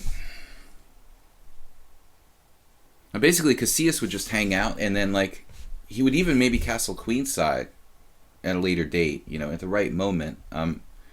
if the timing seemed right, you know, we could think about castling queenside. But grabbing all the space on the queenside, I think it's actually harder to play white in such positions than it is. It's probably harder to play white than it is to play black. It probably helps to be a French defense player in such situations, though. Where am I putting my pieces here? A4, just randomly take space. I have to be careful that if it opens up, you know, what do I want to do?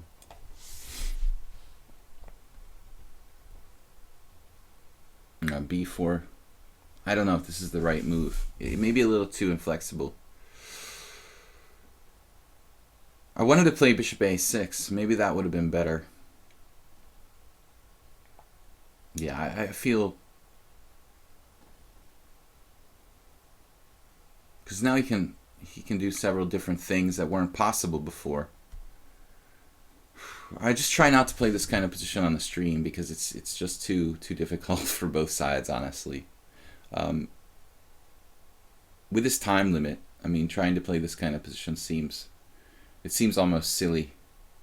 I would never aim for this kind of position in this time control. And then another thing that Casillas likes to do is like play c4 and actually completely lock the queen side. This is one of his favorite sort of stratagems. I guess it makes sense now. I mean, you don't want to give white the d4 square.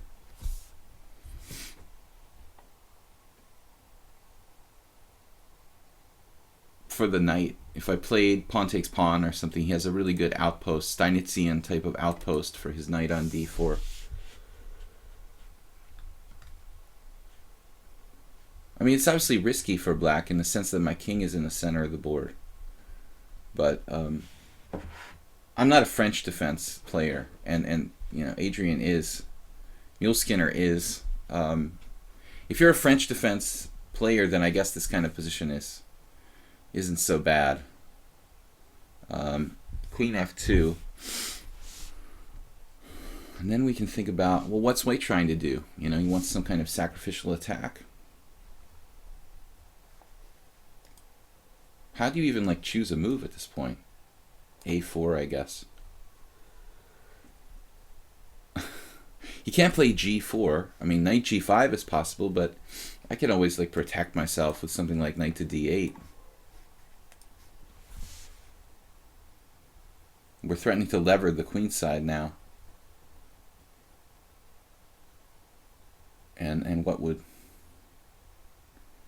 happen if we got a3 in, like in a King's Indian attack? It goes south for white. You know, a3 for black is a strong kind of positional threat. Now he's playing knight h4 with the idea of f5.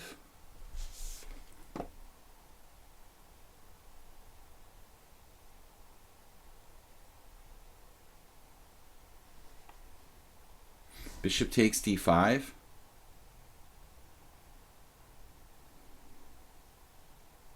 I can always play knight d8 if I have to defend myself on the queen side.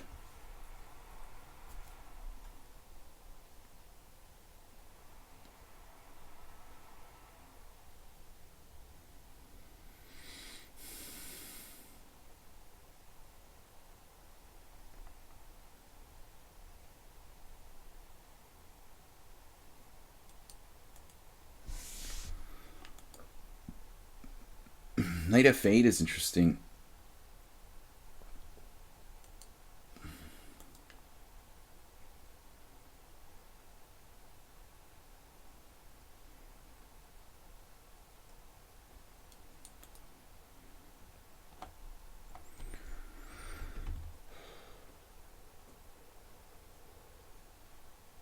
We could castle queenside. I'm going to play king c7. I don't know, dude. Does he really have a threat here?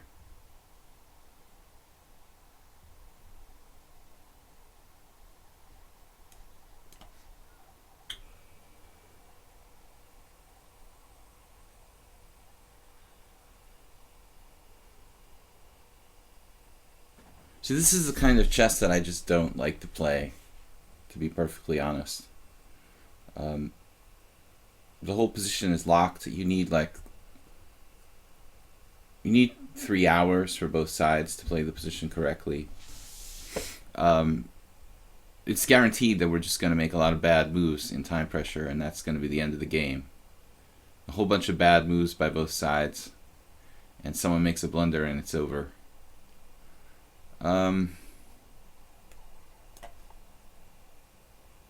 Yeah, now he just locked the whole board. Well, it's really interesting.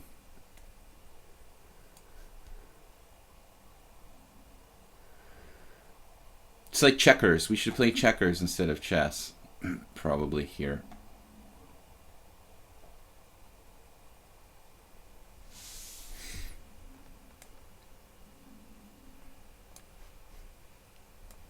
When am I going? Oh. Stupid, like.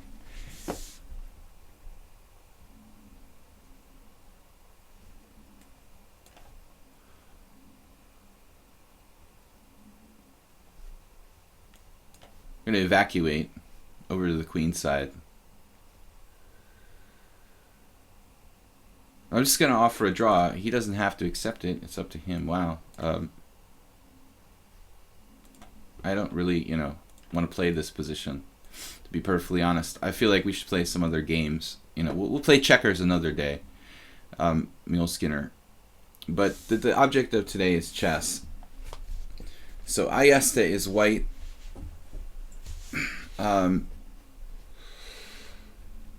That kind of game I think could kind of turn people off to the game of chess, to be honest with you. Let's try a Caro Kann, something different. Selfmate. Troll would like that position, right?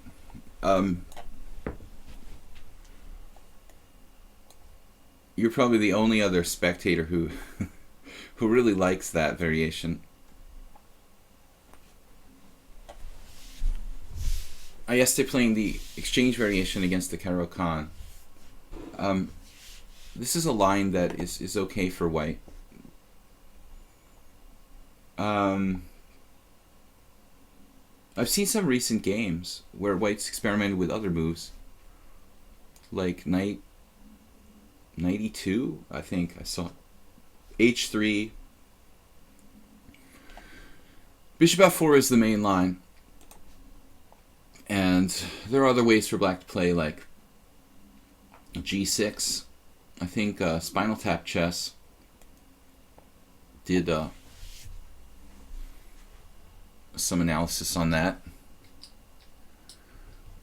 That's how I feel when someone plays the Caro Kann against me. The Caro Kann isn't nearly as bad as that stuff, man. I hate the closed Sicilian, and I hate the French defense. And that's all that Mule Skinner plays. So it's pretty awkward and unpleasant to play against him. He plays the openings I just detest the most.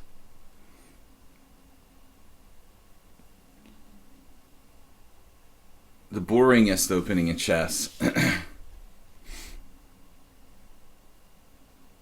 Ayeste, yeah, this he's played very, very tough. He plays correctly.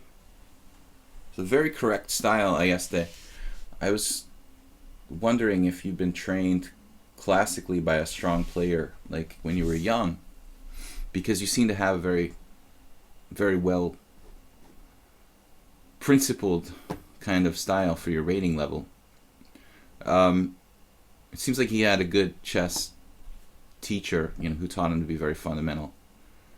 Okay, he's not well theoretically here. I mean, queen b3 is the move. I don't think that. I think f3 is probably playable, but the main line is queen b3. I don't know. This is famous. Fischer played many games with queen b3. So queen c2 is a slightly offbeat move. Probably it's not that bad, but typically it's kind of misplaced on c2.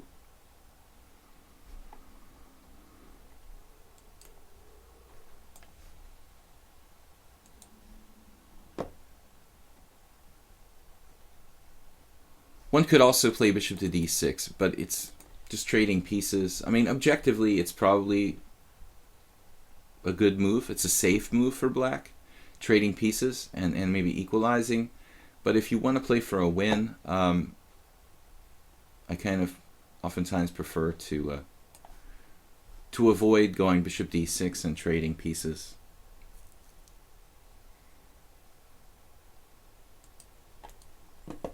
This might be some kind of tricky system where he's trying to pressurize h7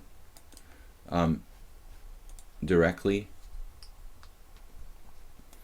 When I was an expert level player, a candidate master by U.S. Chess Federation ratings, I had an opponent who was a master who religiously copied Bobby Fischer and played this exchange variation a lot of games. So I had a lot of training games, let's say, against this one particular master, and I think that gave me a good kind of foundation on how to deal with this variation. I lost a couple times in the beginning, and then I studied quite a bit, how to play with black, till I eventually was able to hold. So now I'll play bishop g6. It's a lot like a kind of symmetrical Slav. Now the Slav exchange variation is like very popular, for example. See a lot of those. Similar to that, I have seen some good players recently win some games in such positions. I think black can't dismiss this as harmless. But in terms of pawn structure, black has a very good game. I have the bigger pawn island, so objectively black should be very compact and very solid here. Neil Skinner, you should start experimenting with d4. Well, if you like closed positions, I mean, d4 is just as viable as e4. Maybe, even some people call d4 to closed openings. It's funny, but you don't hear that much in modern times, this description of closed openings and open games. This is kind of an old school way of talking about it, but traditionally in chess literature, e4 is open games and d4 is closed games. So it would be logical for a player who likes closed positions to play d4.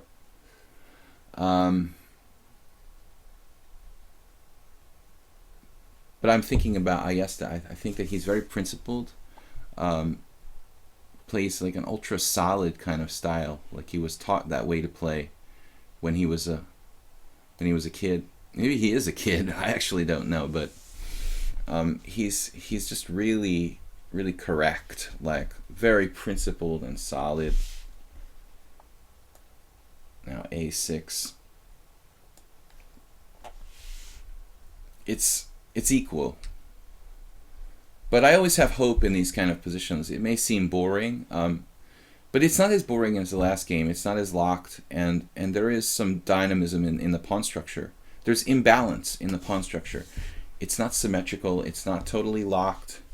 So there's a chance for me in this kind of position to execute a minority attack on the queen side with b4, b5, b5, b4, excuse me, and so we have kind of strategic hope that we can create some counterplay for ourselves, and there will be some sort of dynamism.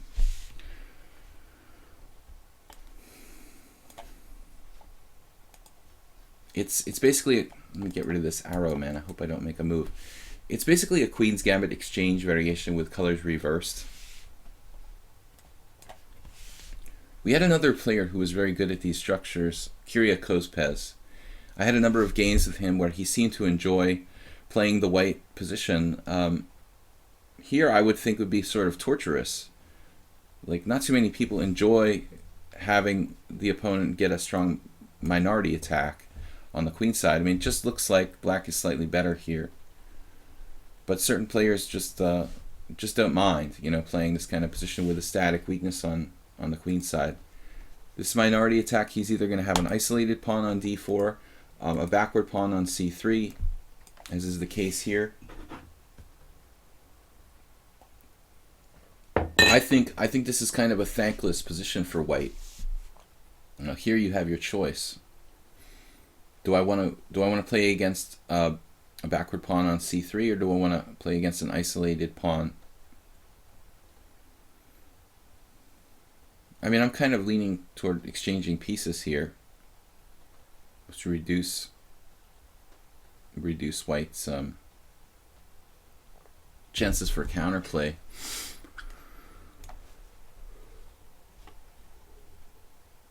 Double attack queen a5, queen b3, or queen c2. Rook c8, queen b7.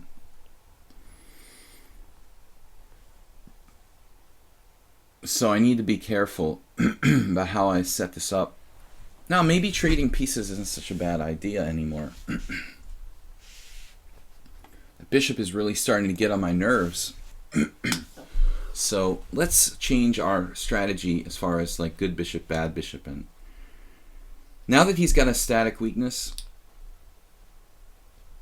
there is a drawback to this, but I don't want to overemphasize it. But I mean, okay, by trading, I might give him access to the c5 square as an outpost, which he wouldn't have had anyway. But you can't have everything. I mean, I have a better pawn structure here, and in the simplified situation, I think that white's it's not an easy position. Don't like c4, but maybe Matthias Bluebaum could draw against Aronian here. Probably not. It's reminding me, kind of reminded me of that game. Play really lamely, get a pawn down and try to draw. This is the game with Aronian and Bluebaum yesterday. Bluebaum, Aronian. Aronian's technique is like brutal.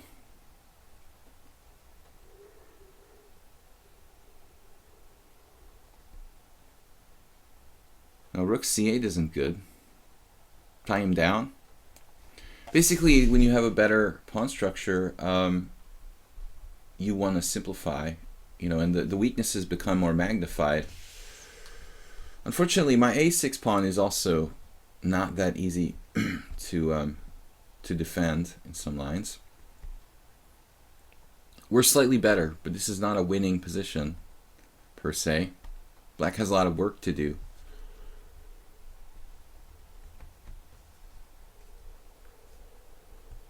If we can try something provocative.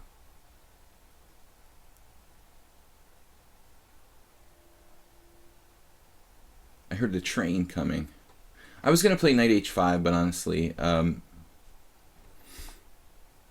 just g3 probably by white. Oh, yeah, let's try it. Maybe provoking g3 is a good thing for me. That weakens his king really significantly. That could actually lose the game.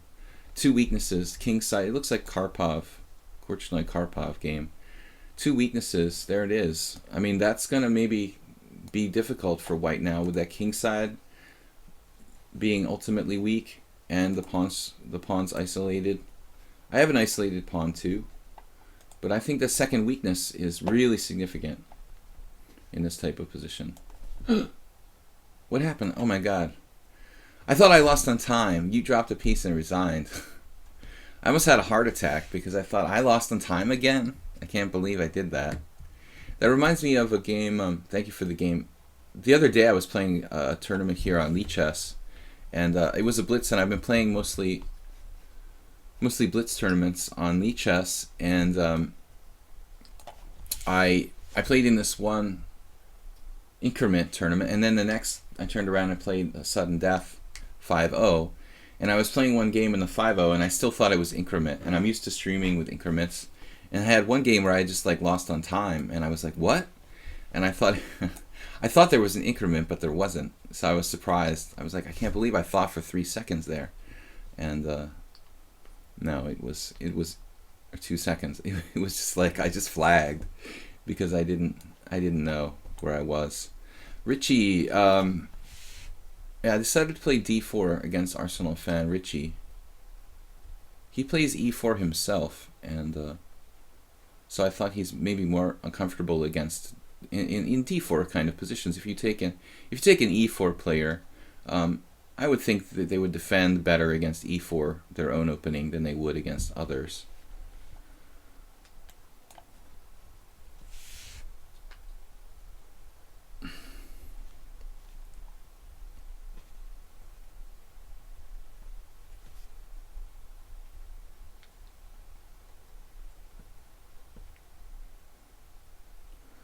Yule Skinner after knight h4, bishop takes h4, 97. That's an idea I didn't really consider, giving up my dark squared bishop on h4 in that previous game.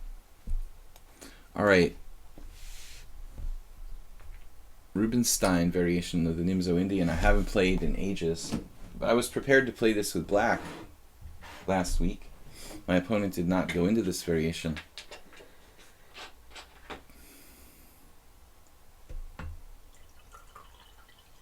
There was a time I was playing this with white. I drew Beliavsky with white, a clearly better position in this line, and I also lost to Lembedol in like 15 moves once, when he used his psychic powers to psych me out and make me hang the exchange. Okay, knight e4. This is a really rare move. It may just be bad for black.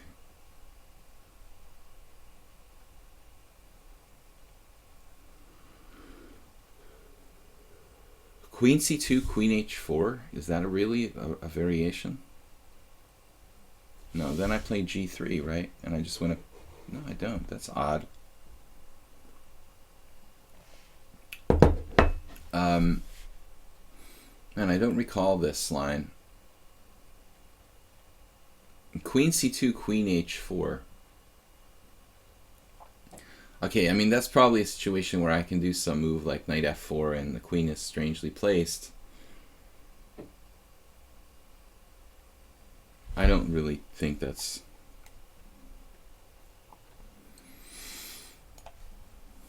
his main plan. I mean, f5. This could transpose to a classical variation. Just that he's played c5.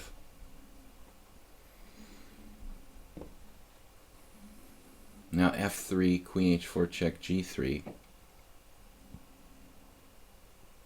f3, bishop takes c3 check. Knight takes c3, queen h4 check. g3, knight takes g3. Queen f2. f4. That's really bizarre. I've never seen anything like that before. Huh.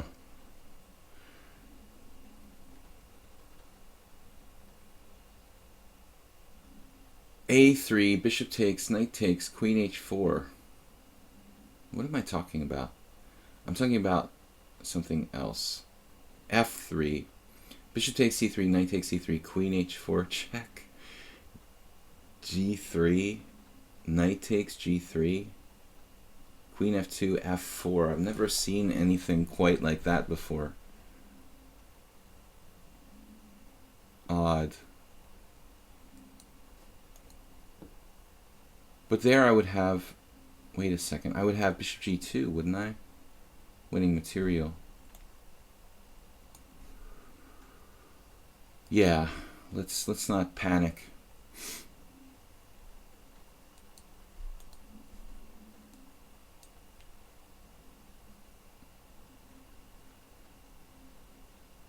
I'm not certain about this, but I was just making sure that doesn't work for black. Just a3. A3 is a move too.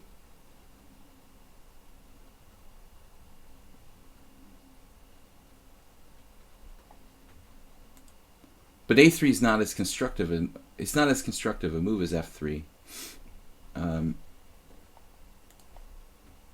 F3 controls the center. Of course, it weakens my king side, so there's some some drawbacks to it. But it might help me to play e4 later on. You know, then you're going back to the argument about like move 4. You know, white can play a3 or f3, and most players would agree that. And things are changing here a little bit now. In general, I like the fact that he's playing pawn takes pawn, giving up this pawn for this pawn, and actually, wow, I've never done that before. Did you see that? I flipped the board. Did I really click on that? Here now, things have changed. He's opened up my bishop on c1. You know, pawn takes c3 deserves consideration now because it would gain time.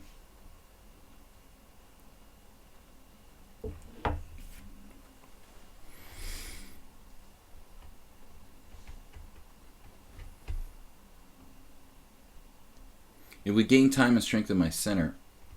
So there's definitely some consideration of pawn takes here.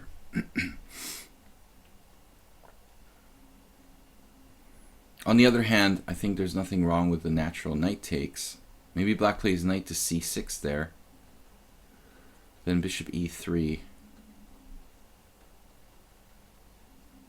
Yeah, it's a tough call overall. I don't know.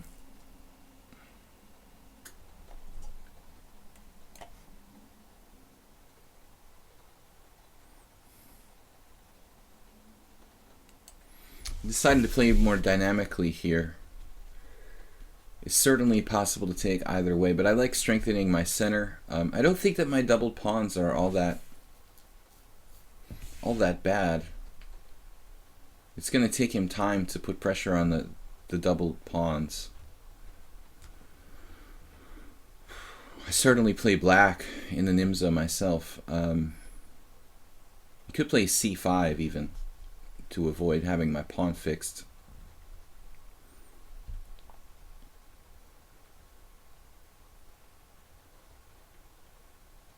c5, b6 takes, pawn takes, knight f4, something like that.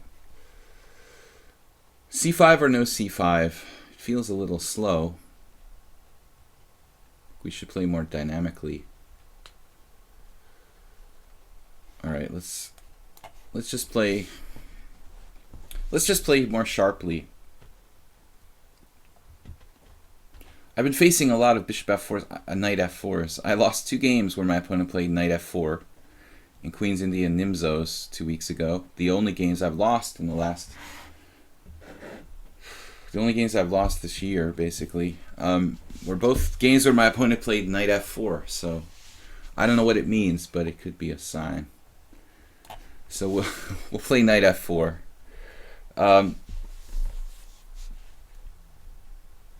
Take with the pawn is forced, isn't it? Quality humor. I don't see why it was forced at all. Did I miss something? Did I miss something? If I take with the knight, he has queen h4 check. Is that the point? Okay, if I take with the knight, queen h4 check, queen f2. I mean, probably black's okay there. So it's not forced, but it's definitely better. I didn't really even think about the queen h4 check.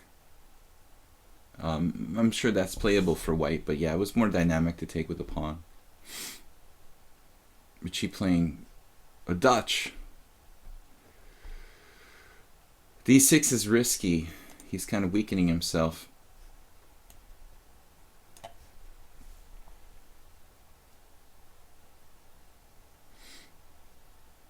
I mean, he has to do something, I know, but I mean, he might want to consider playing like b6 and developing without moving his d-pawn. You know, now taking on e5 would leave me with a pretty crappy structure.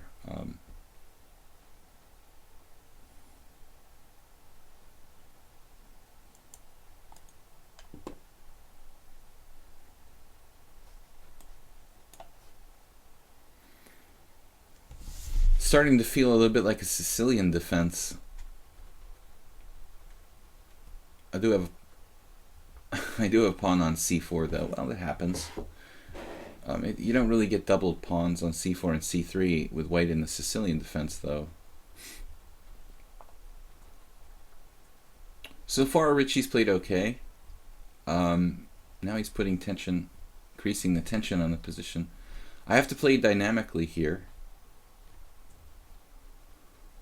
He's threatening nothing special at the moment.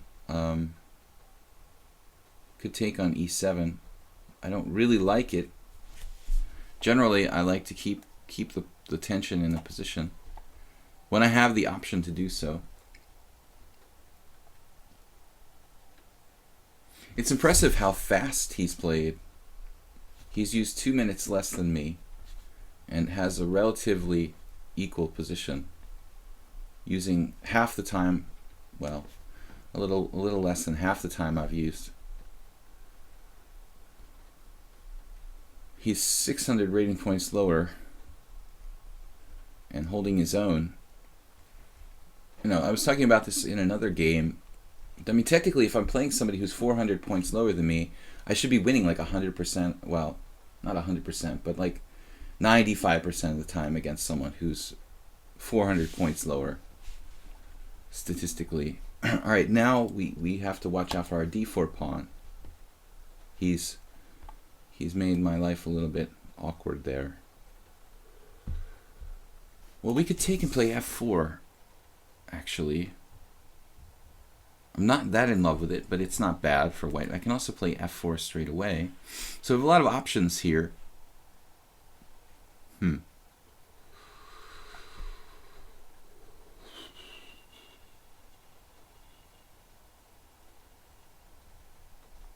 It's kind of a tough call. f4 right away, maybe. Not trading pieces. Nimzovich-ian blockade. Really tough position. He's got 2 minutes more than me. 600 rating points lower. He's faster than me. Hopefully he'll make a mistake at some point. He hasn't made a serious mistake yet. He does have issues with his f5 pawn. It looks like f4 was a good move by me. I think pretty much anything else would have been inferior. I found the best move at the last minute.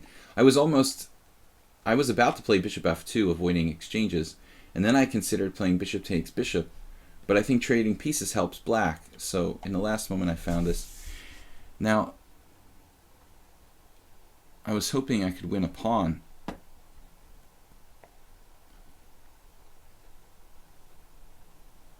But it's not at all that easy. Takes, bishop takes, knight takes, takes. He has counterplay.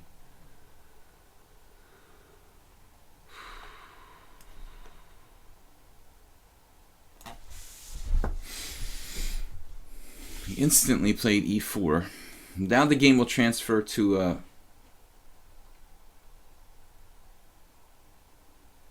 blockade. But it's a nicely dynamic, imbalanced pawn structure, not this symmetrical, locked everything sort of situation I had in that earlier game. I mean, I like when the position has some kind of imbalance. You know, and here there is definitely imbalance. Wow. He's playing so toughly. Man.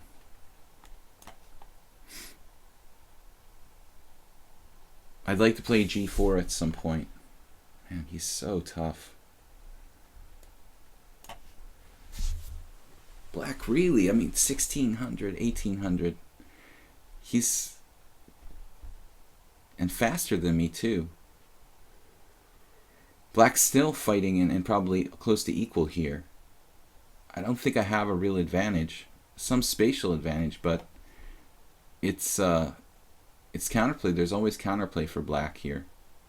g4 is a little bit difficult to manage. Maybe I can do it, but it's risky. It weakens my king side. On the queen side, I've got to be careful.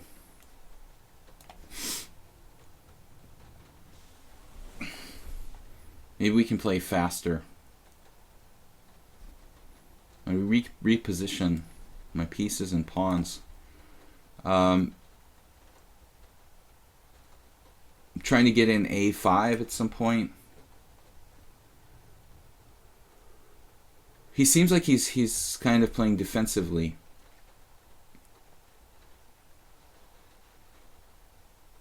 Black could be more dynamic. You know, he could try to be more aggressive, I guess.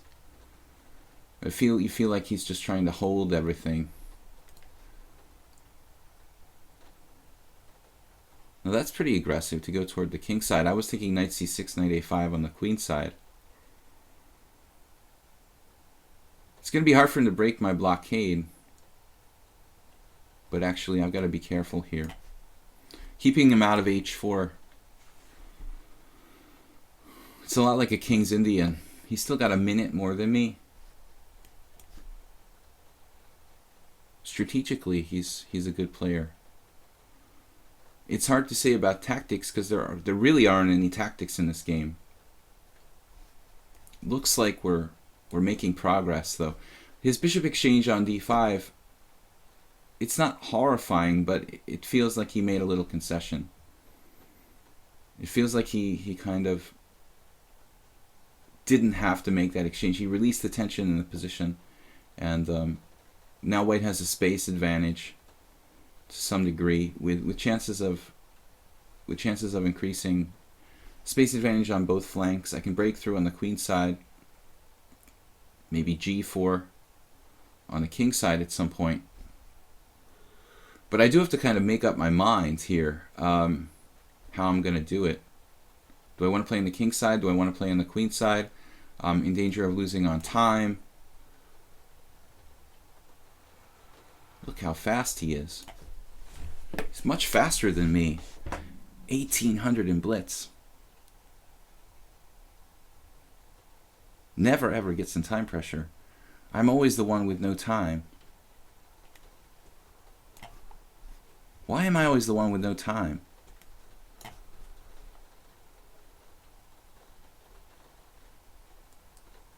I mean, that's crazy. He doesn't even play bullet. He has 1400 in bullet. Am I that slow that everybody's faster than me?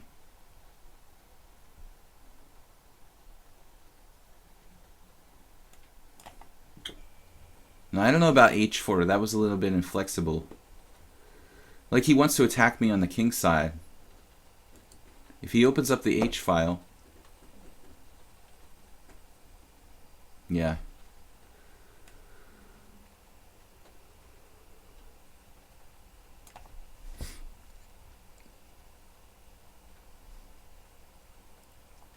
Alright, maybe we triple.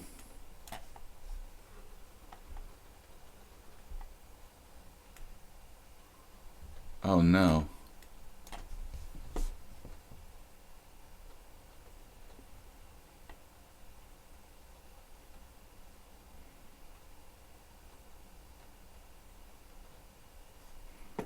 But he just lost on time. I mean, even here black's in the game. I don't think that black made too many mistakes in this game. But this was a really, really good game by black. We're actually following some games. Not too many now. F5 is fairly rare. You guys suggested A3. That turns out to be the best move. Sarhan, Guliev, and Nezevich. This is a really rare variation. Wow, C takes D4 turns out to be quite good. This game was I thought very, very close.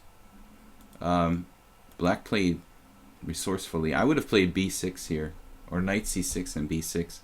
I thought that D6 was pretty risky for black, but he made it work. And I was never that comfortable. But the computer didn't like my rook D1, but I don't know what I'm supposed to do here. F takes E5. This doesn't look that convincing to me. I thought we're just trading everything. F takes E5, takes. Like, I have a bad pawn structure. Computer thinks he's slightly better here. Wow. So anyway, it looks like at the end I got an advantage after this bishop exchange on D5, but that's a really tough game. Plucro 5+5. It's thanks for making 5-second increment. Maybe the last game for today, guys. I'm sorry I didn't get to all the challenges. We got to all, I think, our original challenges from the beginning. That was a really, really good game, though. Master level game by both sides. Plucro. Okay, chess 960. Let's do it. I'm gonna go with the classic fianchetto. This is almost normal chess. I like the knight on any squares but rook 1.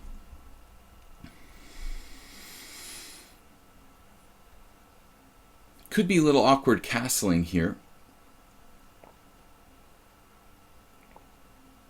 We could castle either way, I guess.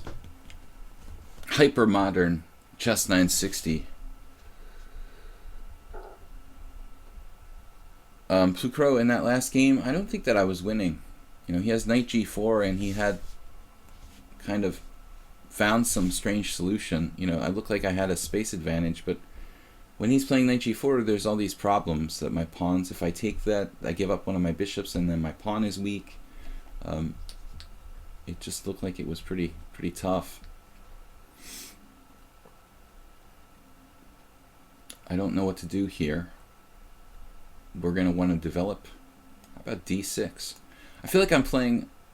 my king is a little bit sketchy on c8. I feel like I'm playing the Pirtz or Sicilian. I'm trying to play a Sicilian no matter what, even if it's chess 960. It looks like. When all the pieces to work, bishops are working.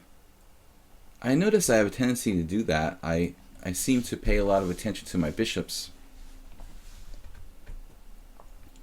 having scope in chess 960. This is a problematic situation now.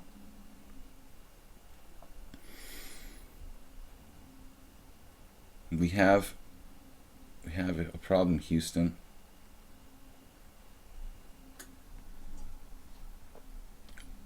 Plucro, you missed this killer move, right? Knight g5.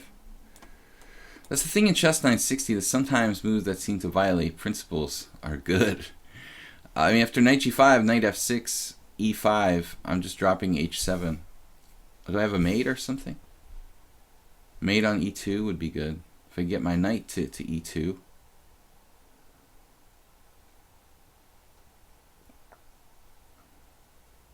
I'm thinking I'm just in trouble there.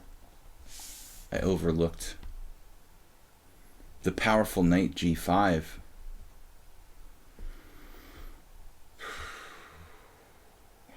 Man. You're trapping my rook on f8. Now I've got problems.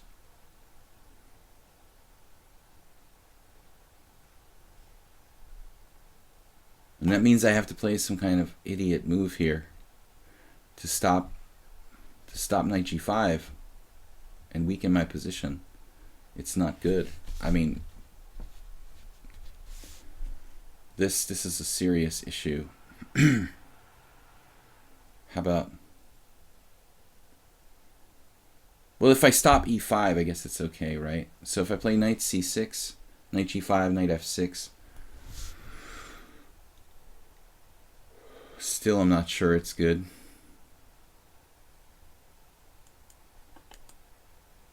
That's still risky for me. And I've told him the threat. Knight c6, knight g5. I guess I could play bishop takes c3 there.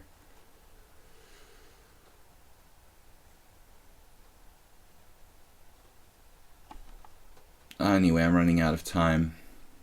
If he plays knight g5, I have either knight f6 or bishop takes c3.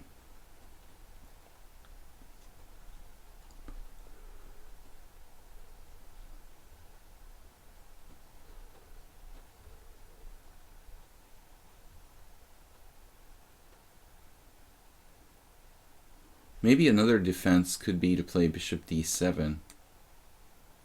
And if knight g5, I just play h6.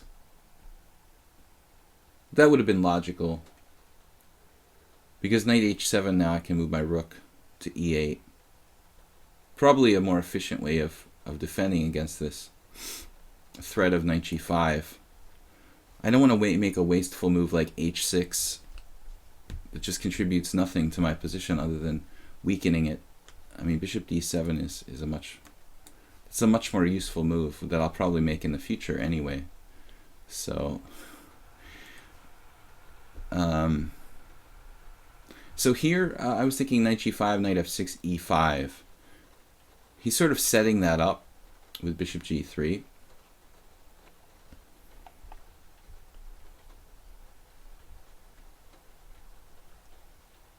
But on the other hand, black has moves too.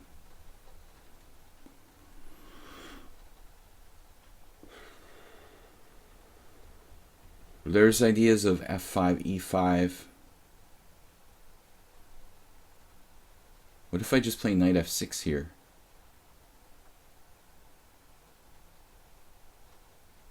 I'm a little concerned about the d6 square on my king.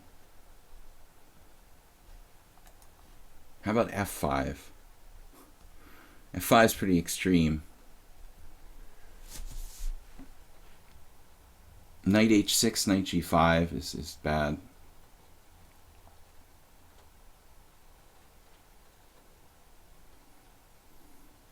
I can never castle because my queen is on a8.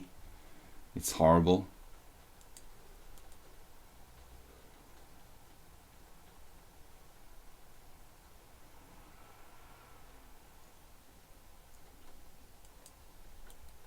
Interesting move here, knight to d4.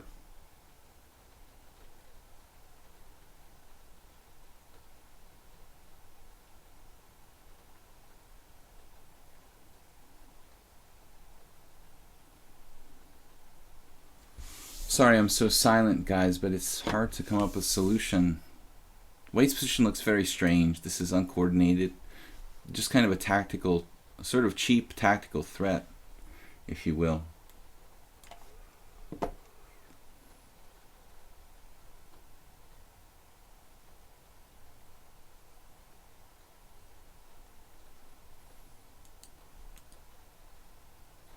I was thinking of ways to deal with his cheap tactical threat.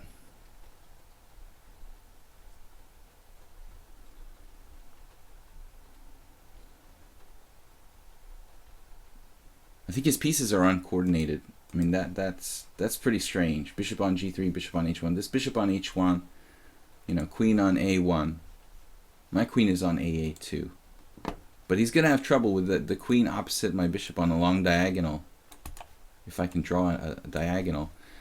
That's going to be difficult for him to deal with. So he's going to have to play like a3, queen a2. And even that might not be good.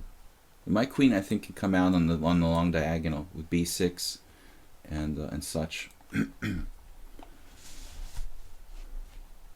So much delay, though.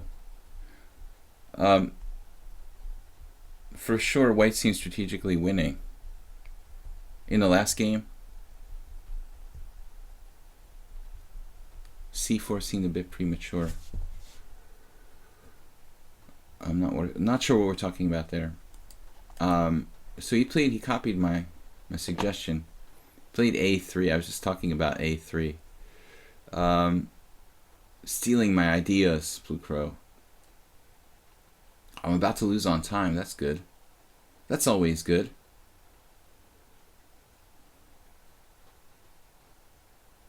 What are we doing now?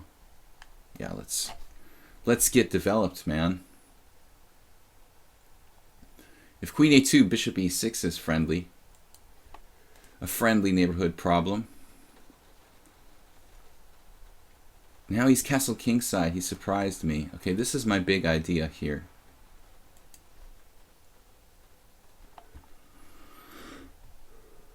I can castle kingside too, you know. What? Wow. It's like a, all right, man. I'm gonna take the bait. He's moving fast. This is a very strange situation. Oh no.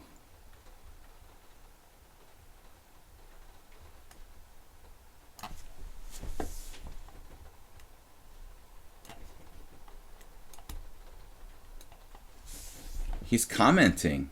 Wow, smack talking while we're playing. I can't castle queenside. I can't castle there.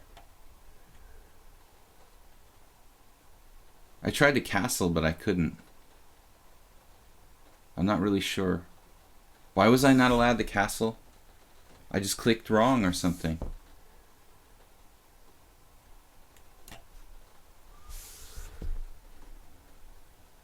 Not really certain I understood why I couldn't castle there.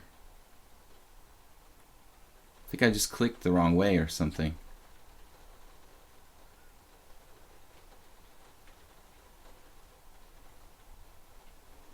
Fukro is talking, he's talking smack. He's even typing in stuff while I have 10 seconds left. Nice. I defended with king d8. Alright, I'll just play with my king in the center. No problem. White's busted here.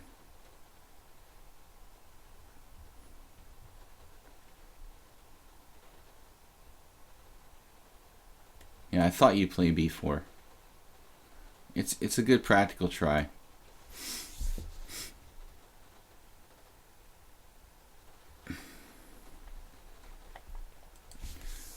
It's a good practical try, but you have no bishop anymore. I'm sure you can still find some kind of. You can still find some kind of practical tricks.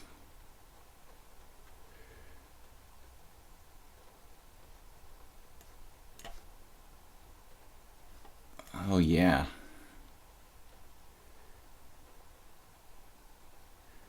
Just White got kind of enveloped by the black pieces.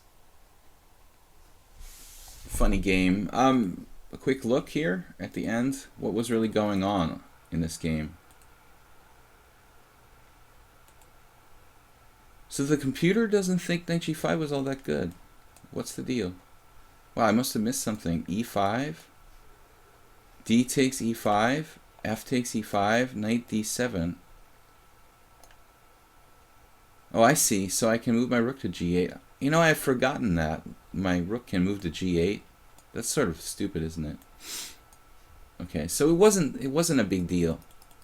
It's hard to play chess 960. You forget obvious things like I can move my rook to g8 when I move my knight to f6. You know, so it looks like bishop g3 was a weird move. And there, you should have played e5. Now I tried to castle queenside. I mean, I tried to castle. Why can't I castle? Am I stupid or something? I just had to click on my rook, and I tried to click like here, and I was being stupid. You should be allowed to put your king there. I mean, I know you have to click on your rook. I tried to castle, but instead I couldn't, so I did knight h5, and now he's just in trouble. I should have played knight h3 check. And here I had 1 second left and almost lost on time. f6 would have been simpler. King d8. And he got his bishop trapped. Alright, Pukro, entertaining, but I really should have been allowed to castle. I tried to move too far with the king to g8. Anyway, entertaining. Chess 960 is tricky and it's strange. So I feel very alien there. Wouldn't let me castle. Come on now, give me a break. I mean, it should be enough to click on g8. That's where my king belongs anyway. I mean, that's how you castle in normal chess. Like clicking on the square where the king goes. So I don't know, I forgot like how to castle. Alright guys, thanks for joining me. We'll be back tomorrow with 5+3 blitz chess here on lichess against viewers. Thanks for tuning in. Don't forget to check out my YouTube channel, Video Chess Training on YouTube. Thanks, Pukro, for the fun game, and it was very entertaining. Bishop g3 looked a little strange. You almost went on time, though. You know, as soon as you started talking shit, I basically got angry and bared down. But almost, I was 1 second from flagging. It wouldn't be the first time today. We'll be back tomorrow, guys. Thanks for tuning in, and don't forget if you could support this stream with donations via PayPal. It helps me to support this project and also my YouTube channel. So much thanks to everybody who's supported the stream and made donations via PayPal. Even just a small donation once a year is a lot. If not, just support our stream by being here, tuning in. We've got about 70 viewers most days.